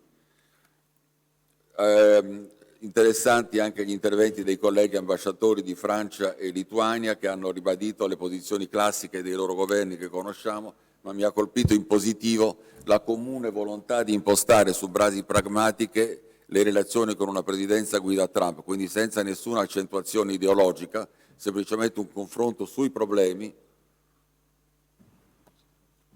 nel convincimento che le sfide sono comuni e dunque necessitano di una risposta anch'essa comune, soprattutto sul terreno della difesa. Sul terreno della difesa sappiamo che gli amici lituani hanno fatto progressi importanti in questi anni, essendo superiori al 3%, laddove altri paesi, come la Francia, che pure investe molto in difesa, ci ha detto l'ambasciatore Briand, avranno difficoltà a raggiungere il 3% in tempi brevi, però è uno sforzo, diciamo, c'è un obiettivo, un risultato da raggiungere nel medio periodo e su questo anche Parigi è determinata ad andare avanti. L'Italia dal canto suo, apro una parentesi, lo sta facendo, siamo a un po' più dell'1,5%, lontani ancora dal 2%, ma lo sforzo del governo, e lo ha ribadito il ministro Crosetto in un'intervista di 3 giorni fa al Corriere della Sera, è anch'essa determinata a non deludere gli alleati e a non deludere le aspettative della presidenza Trump. E poi ci sono altri aspetti interessanti che però ci porterebbero un po' troppo lontano. Mi ha colpito nell'intervento del relatore Spiros Rizopoulos il fatto che ha ricitato più volte il cambiamento profondo che sta per avvenire negli Stati Uniti con la presidenza Trump e il richiamo al fatto che, e lo ha detto da uomo d'affari, il richiamo al fatto che l'Europa deve capire che un eccesso di regolamenti assolutamente non aiuta. Quindi direi che questi sono alcuni dei punti qualificanti di questa bella giornata di confronto e di discussione, all'insegna, direi, di un condiviso atlantismo e di una condivisa percezione del fatto che in America e negli Stati Uniti si sta aprendo una stagione nuova, profondamente innovativa, ma che richiederà ovviamente un approccio da parte europeo pragmatico, ripeto, non ideologico, e su questa base si può costruire una relazione sana, anche se a volte dialetticamente vivace, con la presidenza Trump. L'altro elemento che trovo positivo è che conferma la solidità del legame Italia-Stati Uniti, ma appunto un legame di lungo periodo, non certo di breve periodo legato ad episodi specifici, e questa bella collaborazione tra fondazioni prestigiose dei due paesi, e richiamo alle due che sono qui presenti oggi, l'IRI e l'Heritage, da un lato Fare Futuro, da un altro il Comitato Atlantico Italiano e sul versante italiano e Fare Futuro e il Comitato Atlantico Italiano. Una collaborazione tra aspetti importanti della società civile e sono lieto di poter salutare in questa sala anche l'amico ambasciatore Alessandro Minutorizzo che esprime un'altra componente importante della dimensione atlantica dell'Italia attraverso la NATO Defense College Foundation. quindi ci sono tanti esponenti importanti di organizzazioni fondamentali per la discussione geopolitica in Italia, tutte desiderose di mantenere un legame vivace, forte, anche dialettico, con le controparti statunitensi, che sono certo porterà altri frutti in futuro. Mi fermerei qui perché ho paura che poi i tempi siano superiori a quelli che ci sono concessi, e grazie per aver ascoltato pazientemente questo tentativo, perché nulla di più è che un tentativo, data la ricchezza del dibattito odierno, questo tentativo di conclusione. Grazie.